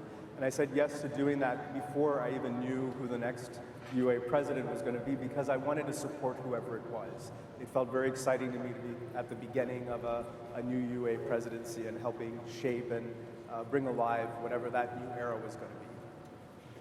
Thank you. And Manish, you mentioned being a father, which got me thinking about the things that we give up when we choose to be of service at this level. So I'm wondering if you and or other members of our panel might speak to what have you given up, if anything, in order to be in full service to the board? Well, you hit the nail on the head. That's the number one thing for me personally. It is actually some degree of family time. And so, as I was departing to come out here for GA, my little girl who's 4 years old was kind of grabbing my legs and saying, "Daddy, don't go on the trip. You have to really go. You're going to be gone. I'm going to miss you." And it's so sweet. And many of us do that. You do that in your congregations too, the sacrifices to be a leader in your church. And so we do that too, and I'm making similar choices to serve our faith. Thank you. For me, it's time, it's energy, it's that available amount of energy I have gets sucked up by work. Some years, some months more than others. I would say I've had to given up a sense of comfort in a lot of areas. So my first year on the board, we were doing one style of governance, one style of business. And it was definitely a system that was rooted in patriarchy. I'm a big old white guy, and so that kind of business was familiar to me, right? And then we had last year, which was its own special snowflake. And then this last year, we really focused on a new style of business, and I had to give up some of my comfort level for that. And has it been worth it? Of course. The new way of doing business from this past year with the focus on collaboration speaks to a deeper part of who I am. And speaks to me as a religious educator, speaks to me as a gay man, and so I really appreciate that level of collaboration that we've seen. I've had to give up the comfort in being able to know the process well enough to make what I want happen, right? Because we can abuse processes that way when we know them really well. So I had to give that up in order to live to a true spirit of collaboration. When about my second or third year of coming to GA, this is I think my maybe 15th GA. Mike's not on. Can you hear me now?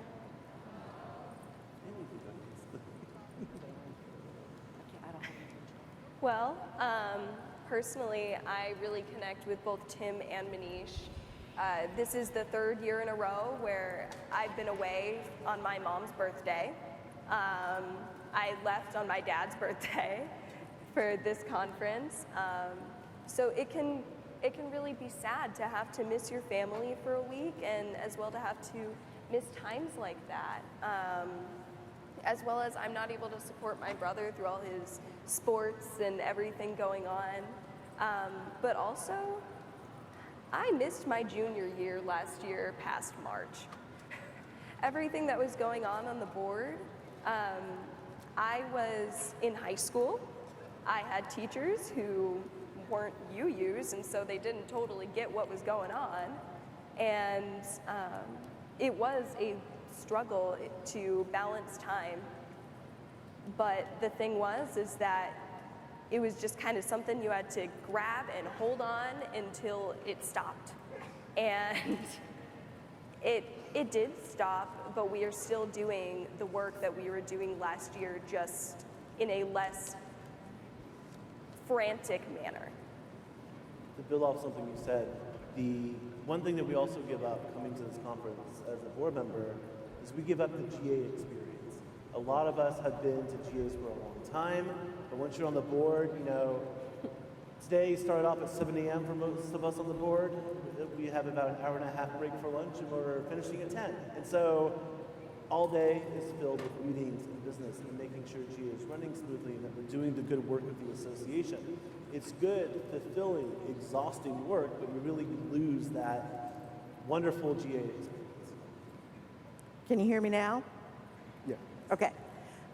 My second or third GA, about 14 years ago, I was my first year as a volunteer at GA, and I gave up my extended family vacation to be here. They went without me. Thank you very much if you're watching. And ever since then, it doesn't feel to me like I'm giving something up. It's work that I love, and I understand what my colleagues here have said, but it's work that I look forward to.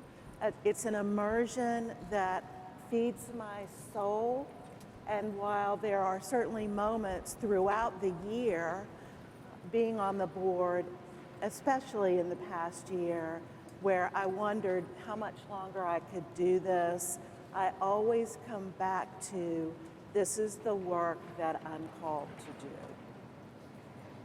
Denise, thank you for framing it in that way. Thank you to all of you.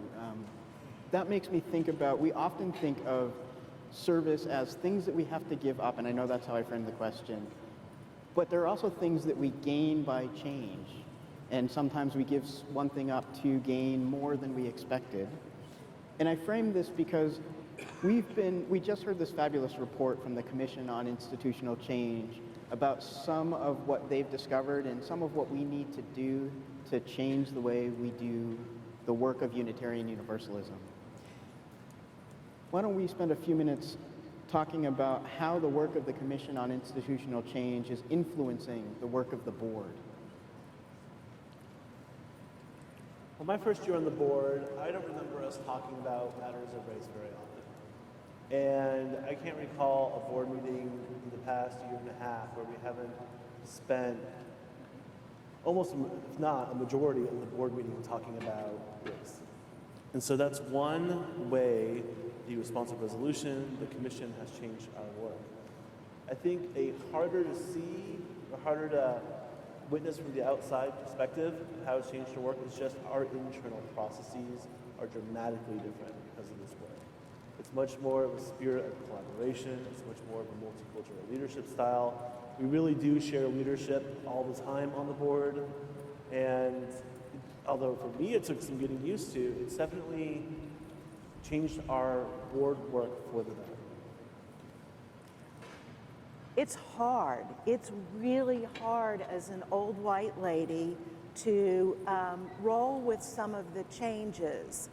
But if there's one lesson, I've learned thousands of lessons, but certainly with the work of the commission lifting this up, as well as the new processes and ways of being that Tim described, it's hard but joyful work. It helps give me the tools. I think it helps give all of us the tools to become better people, better friends, better colleagues, and better citizens of the world.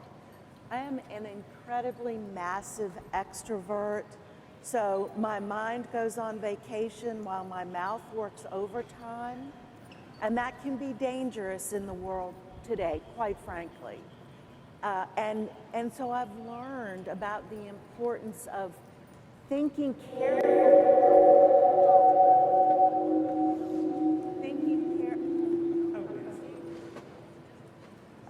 thinking carefully about what I'm saying and who my audience is and the spirits that inhabit this room. So the lessons of awareness and of a much broader socialization through the work that the Commission is doing and so many others as well has helped me become, again, a better citizen of the world, I hope. Well, when I first entered the board doing the work, I didn't totally understand how the system that we were currently using was founded in white supremacy. I didn't realize, and so when we started doing all of this work with collaborative leadership, it really opened my eyes. I didn't totally realize the problem with Robert's Rule of Order, but that was probably because I was just learning how to use it. But slowly, or actually rather quickly, we started to use collaborative leadership with Alandria and Barb and our co-presidents last year, and I felt that we were actually all being listened to. In my first year on the board, before all of the problems, I felt like it was a rather closed discussion that didn't allow everybody to speak, or at least everyone who spoke wasn't being listened to in the same way. And now I actually feel like we are all being a part of this leadership, and we are all being a part of this work, and it's equal, as opposed to a hierarchy. So I'll speak to some of the joys and also some of the sadnesses too, because I think that I've personally experienced both of those things as a leader of color in our movement. And the exciting and creative part is exactly what Bailey was talking about. You know, to step into both bringing alive and modeling what doing the work of Unitarian Universalism, how that can look and feel different, beginning to appreciate and understand how rules of order and rigid processes can actually be exclusionary. They can be forms of control, controlling outcomes, controlling participation, controlling whose voices are heard and not heard. To begin to realize that and make intentionally different choices that feel more inclusive, more participatory, is creative and radical and so full of hope. Hopefulness for me too, because I think one of the things I see is that if we can begin doing that differently and well and modeling that at the national level for all of our communities, my hope is that it's something that will filter to the rest of Unitarian Universalism, that we can begin practicing these ways of being together in our congregations and in our communities across the world, not just North America. What would it look like to really be as inclusive as we aspire to be? That's exciting to me. And hand in hand with that, as a leader of color, to hold the knowing of how deeply we fall short of that on a regular basis, not just at the national level, but at the local level, and I'd say maybe even all of our communities in different ways.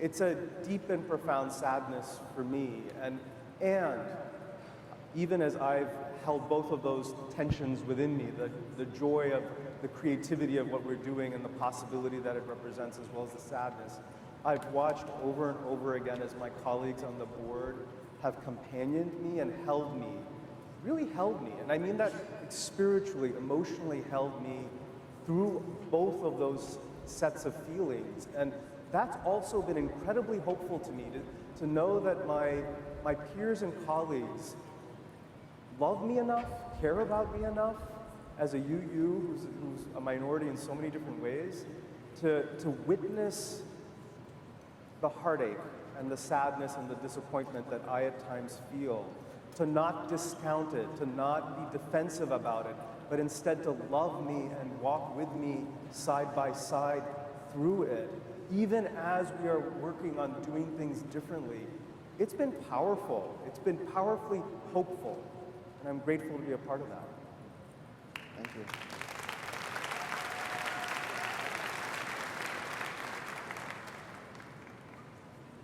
We've mentioned the intentional shift that the board has been making to embrace different styles and models of leadership and co-leadership.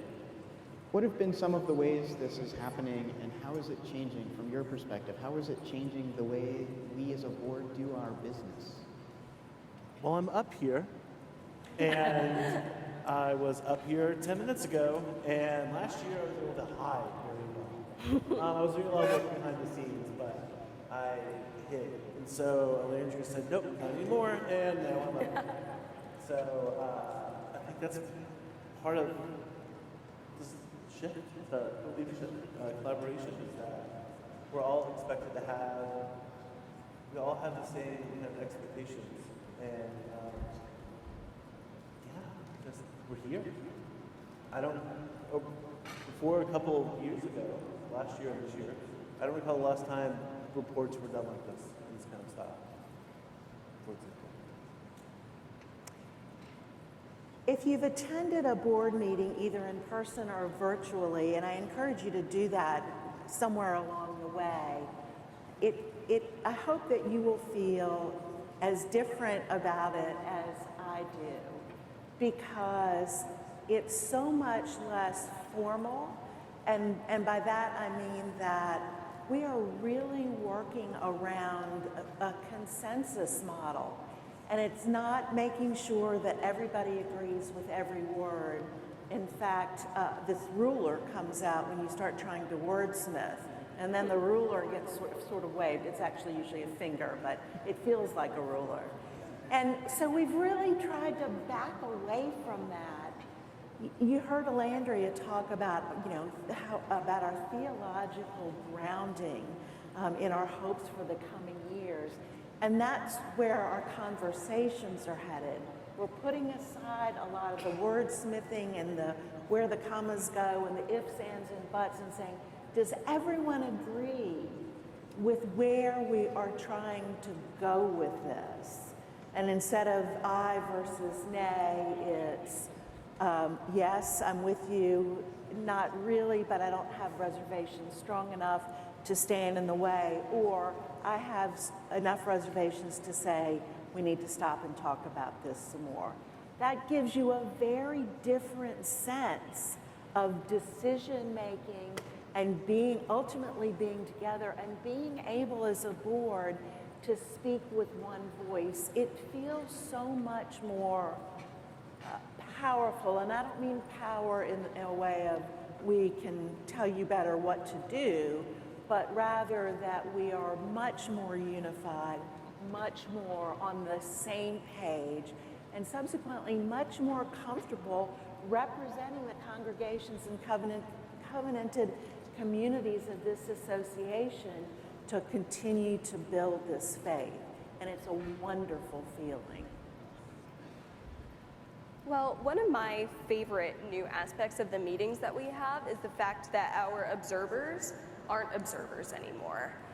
If you come to a meeting, you're part of the meeting whether you want to be or not. And it's really wonderful, because the thing is that the people who are coming to this meeting are people who are very passionate about governance. They're people who are making a change through their committees or through their congregations or their own associations. And it's really wonderful to actually be able to hear what they would like to say and be able to actually have conversations with them, as well as just the board members that we're usually having conversation with. And so we're able to have those new perspectives, and we're able to have those different people who come with their own stories and are able to speak to them. This is such a neat conversation to be able to share with you. You know, I was reflecting as I was listening to my colleagues on the board. Every last person on the board is really good at governance, myself included. Like, we know Robert's Rules of Order, we know how policy-based governance works intimately well. And I have to catch myself at times too, because I wind up getting caught in questions around, like, what rules should we be following right now? Or what does policy-based governance require of us here in this moment? And we keep calling each other back to a different set of questions, because it's possible to get lost in governance for the sake of governance. And we are super clear, we're all in this to transform our faith and nurture and grow our faith, not to perpetuate governance for the sake of governance. And that is... I can't begin to tell you how exciting that is. I mean, it is, I make real sacrifices in my family life to be doing this, and that's why I'm doing this, because I see the glimmers of how we can transform Unitarian Universalism, and it takes this, like we need to be able to share with all of you what we're doing and model it and show you all how we're doing it, because it's not enough for your national board to be doing some of these things differently. We need all of us to be thinking about how we're doing these things differently. Thank you.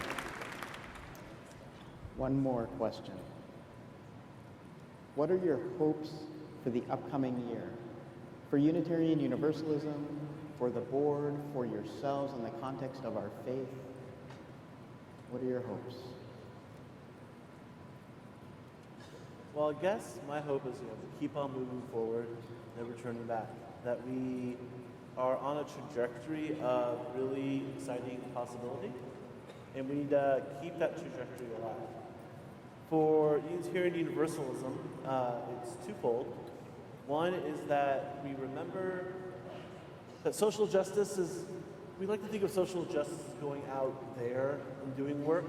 We need to remember that we have a lot of stuff in our congregations in-house that we need to be working on in order to truly model social justice. And one is that we remember to work in-house, not just out there.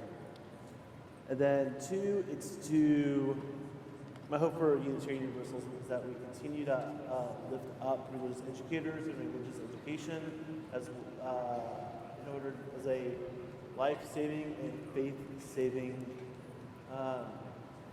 group institution in our denomination, that we keep investing in religious education so we can invest in our families and children in youth. I would say two things. Thank you. I would say two things. And first is sort of looking backwards. It sometimes feels like radical change discounts work that has been done before discount the work that has been done by those who came before us. And I just want to say for the record that everyone on this board is so grateful for our predecessors, and we can step back as far as we need to for the groundwork that they have laid and the tools that they have given us to be able to move forward. This is not about changing things that were bad or wrong. Perhaps there were some bad things or some wrong things, but it's a different time. And if we don't move forward with the lessons and the fabulous work that's been done before us, we get stuck there.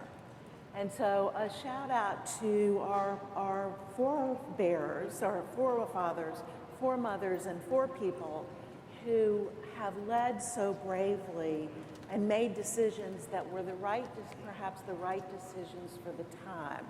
I hope that we take those lessons from the past and move forward with the lessons that work and make sense for the future and bring us together and recognize the inherent worth and dignity of everyone who's a Unitarian Universalist, whether they say they are or not. And that we open the doors and the pathways and the sidewalks, that the work that the board does opens those portals so that we can all go forward and feel good about the work that we're doing and feel like we are making a difference somewhere in our own little corners of the world, wherever that is. Well, as the youth representative on the board, I'm really hoping to continue to hear the moderators and the entire board and all the governance officers continue to speak about youth and young adults. Because the thing is that, right, exactly. Before we had these levels or these types of leadership, I was barely hearing about the youth by actual high officers, such as the moderators. And now we're actually talking about you're actually talking about us, and you are one of us as well. And that's incredibly important, because the thing is that we do need to have great programming. We need to have great resources. We need to have great youth, who we do have, in order to continue to participate in this leadership and in order to continue the legacy and have more people come forward to be the amazing leaders of this faith. And so I just really hope that the youth and young adults continue to be centered, because we have voices and we are very loud, so you should be able to hear our voices unless you're yelling over us.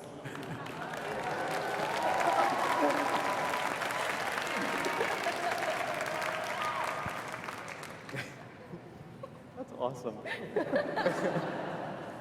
So, you know, you all know we're living in such a time of anxiety and uncertainty and sadness. You know, there's so much hurting and pain in the world around us. And in the middle of all of that, we collectively, and you all in your churches and congregations, we're trying to evolve. You know, we're trying to live into doing all of this better, being in community in ways that are transformed and feel even better, more loving, more inclusive. And therein lies the power of who and what we are and can continue to be in even deeper ways, is, you know, not getting caught in the governance for the sake of governance, but understanding that we bring different sets of values and that we can be in loving, open-hearted dialogue around those different sets of values. We can find a way forward that honors those different values once we see them, once we understand what's really motivating us and speaking to us, and that we can continue moving forward and doing all the things we have wanted to do always, which is be as inclusive as possible and have even more folks from communities that have been underrepresented in our faith. We are beginning to do that in ways that are powerful and different and real. I hope that we can begin filtering that out to our communities all across North America, and I'm excited about that and grateful to be a part of that. Thank you. And thank you to all of the panelists. We've got to wrap up. Yep, please.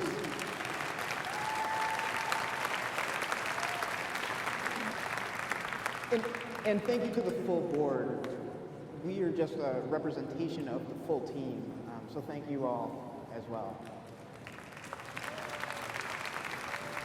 We've got to wrap up. Much as I think we could talk about this forever, even though I'm sure you don't want to. I mean, just look for us in one of the red hats. There you go. I was going to say, we do want to talk about this, just perhaps not among ourselves, but with you out there and online. So, we're sorry that we didn't have time for questions here on the floor through the tablets, but anybody who has questions or just generally wants to be in conversation with us, please come attend some of our open board office hours. They're next happening in the Convention Center room 2210 on Friday from 11 to noon and Saturday from 2:30 to 3:30 p.m. And as Tim said, if you're not available then and you see us wearing our fabulously red hats, thank you, Alandria, we'll be there to be in conversation with you. Thank you, Barb. Thank you all. Thanks, Barb. Thank you.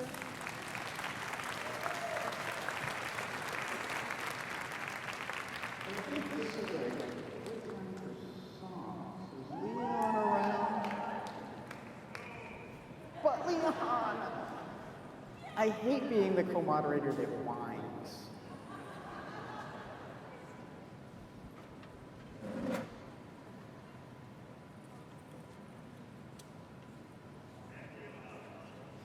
All right, I'll come over here and give a hug, and maybe that will inspire you to sing? Or you're saying you had to give a hug? Oh, fine. Well, we are just getting to know each other. I got this. Thanks. We hear so many voices, and so to receive it well, I'd like to... You can't hear me? Well, then I'll speak louder. Is that better? Well, I'll tell you what.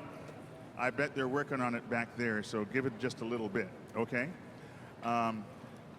We've heard so many voices this morning, and so I wanted to reconcile that and put us in a prayerful space with a piece of music that we all know. Would you please rise in body or spirit and sing with me, When Our Heart is in a Holy Place? Don't worry.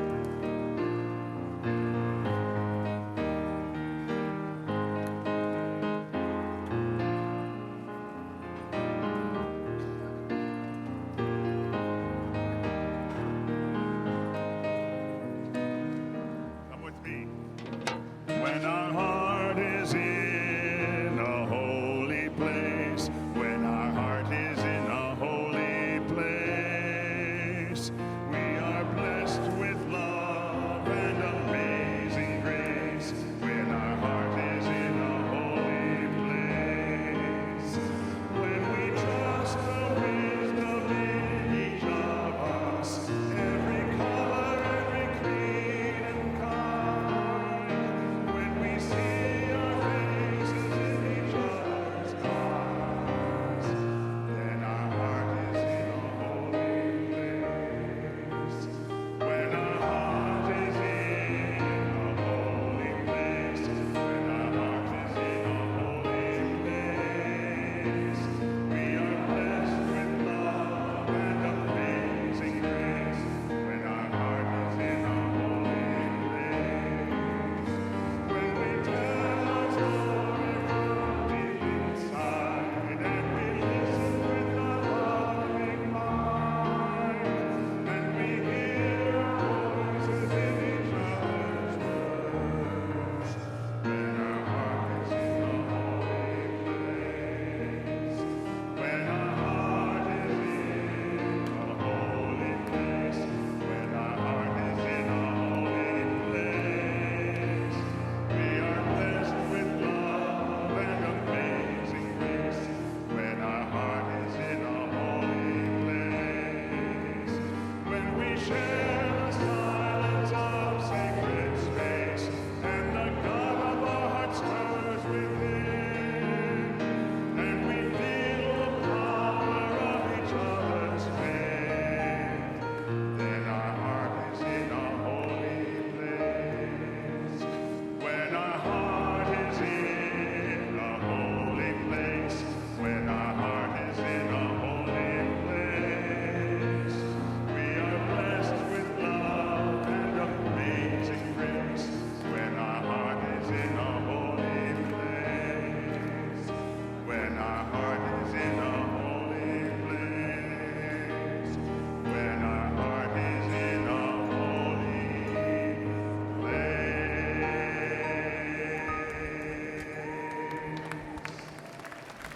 Thank you, everybody. Thank you. Now it's time to call on the secretary of our association, Christina Rivera, for any announcements. Hey, look at that. We have 0 announcements from Chris. Thank you very much. But don't go anywhere. Do not go anywhere, please. I do have one announcement. Sometimes it's the way it works. I want to share with you that we have learned that the Westboro Baptist Church is planning to visit us this afternoon. I mean, it is a mark of some kind of success. But if you are not familiar with Westboro Baptist, they are a religious group that protests with vile and hateful messages against folks like us who work for love and justice in the world. Many of us here have experience responding to them, both at General Assemblies and in our congregations. When they demonstrated at the 2016 General Assembly in Columbus, Ohio, we had a faithful and appropriate response. That's what we're going to do again today.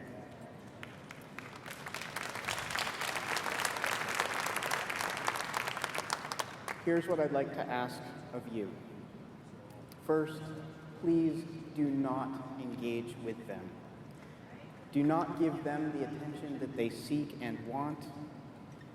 We believe that they're going to be here around 5 p.m. and will be across from the entrance to the municipal auditorium right outside the registration area. Our incredible safety team will be positioned at the ends of the block to help you find another way around, and we'll have volunteers inside the convention center helping also.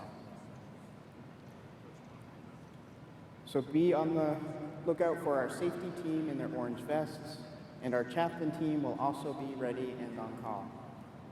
Second, if you want to be part of the faithful and loving response to their demonstration, you can meet in the Convention Center lobby at 4:45, where Reverend Rose Schwab, minister of Shawnee Mission UU Church, just across the river in Kansas City, Kansas, and one of the statewide organizers for the Poor People's Campaign, will be organizing our response. We will be singing and witnessing and proclaiming our truth. We really only need a few dozen folks, because most importantly, we urge that you stay focused on the powerful, liberating, faithful community that we are building here together. There's likely only to be a handful of demonstrators on their side of the street. They will be right here in the middle of our program slot 3, so I encourage you to not give them the power of disrupting our work for love and justice.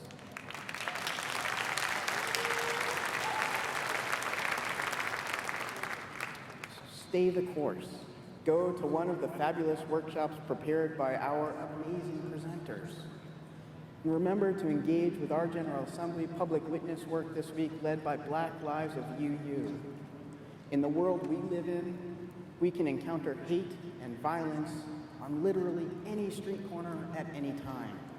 So today, we are going to practice a non-anxious, flexible response that stays true to our commitments as Unitarian Universalists and keeps our energy focused on the work we are here to do. I invite you to join me in doing that.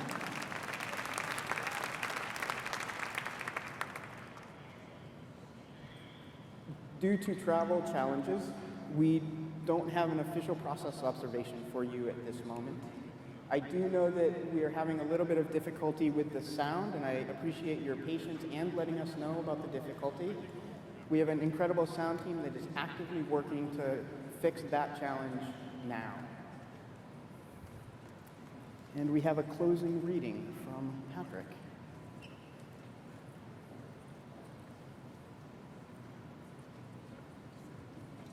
This is the orange vest you're looking for, right? Safety everywhere, all the time. Sorry, not a droid.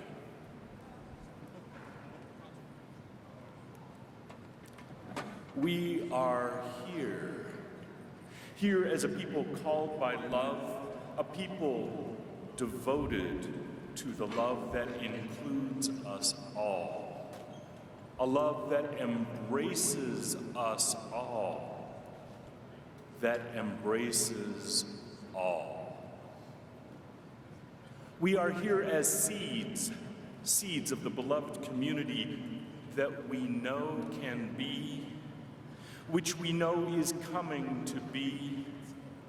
We are here as a people who love, who struggle to open that circle wider, the circle in our hearts, the circle in our communities, the circle of our world.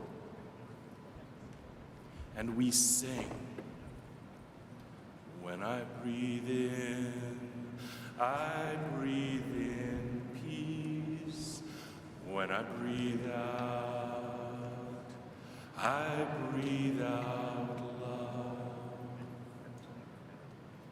This is our shared commitment, our great aspiration to be fully a part of that great and holy breathing of the world of love and peace. May we stay always in that struggle. We go for now and always. In the immense challenge of holding all in that great love and committed to holding all in safety and peace. Friends, beloveds, hold each other in your care and your love. Hold each other in your care and protection. Do not let hate and anger take root in your heart. Do not let the hate and anger of others move you, not from peace, not from your bold and brave care for all of our beloved, not from your commitment to that great love. Thank you, Patrick. There being no further business to come before us, and in accordance with the schedule set forth in your program book, I declare that this general session of the General Assembly shall stand in recess until 9 a.m. tomorrow morning.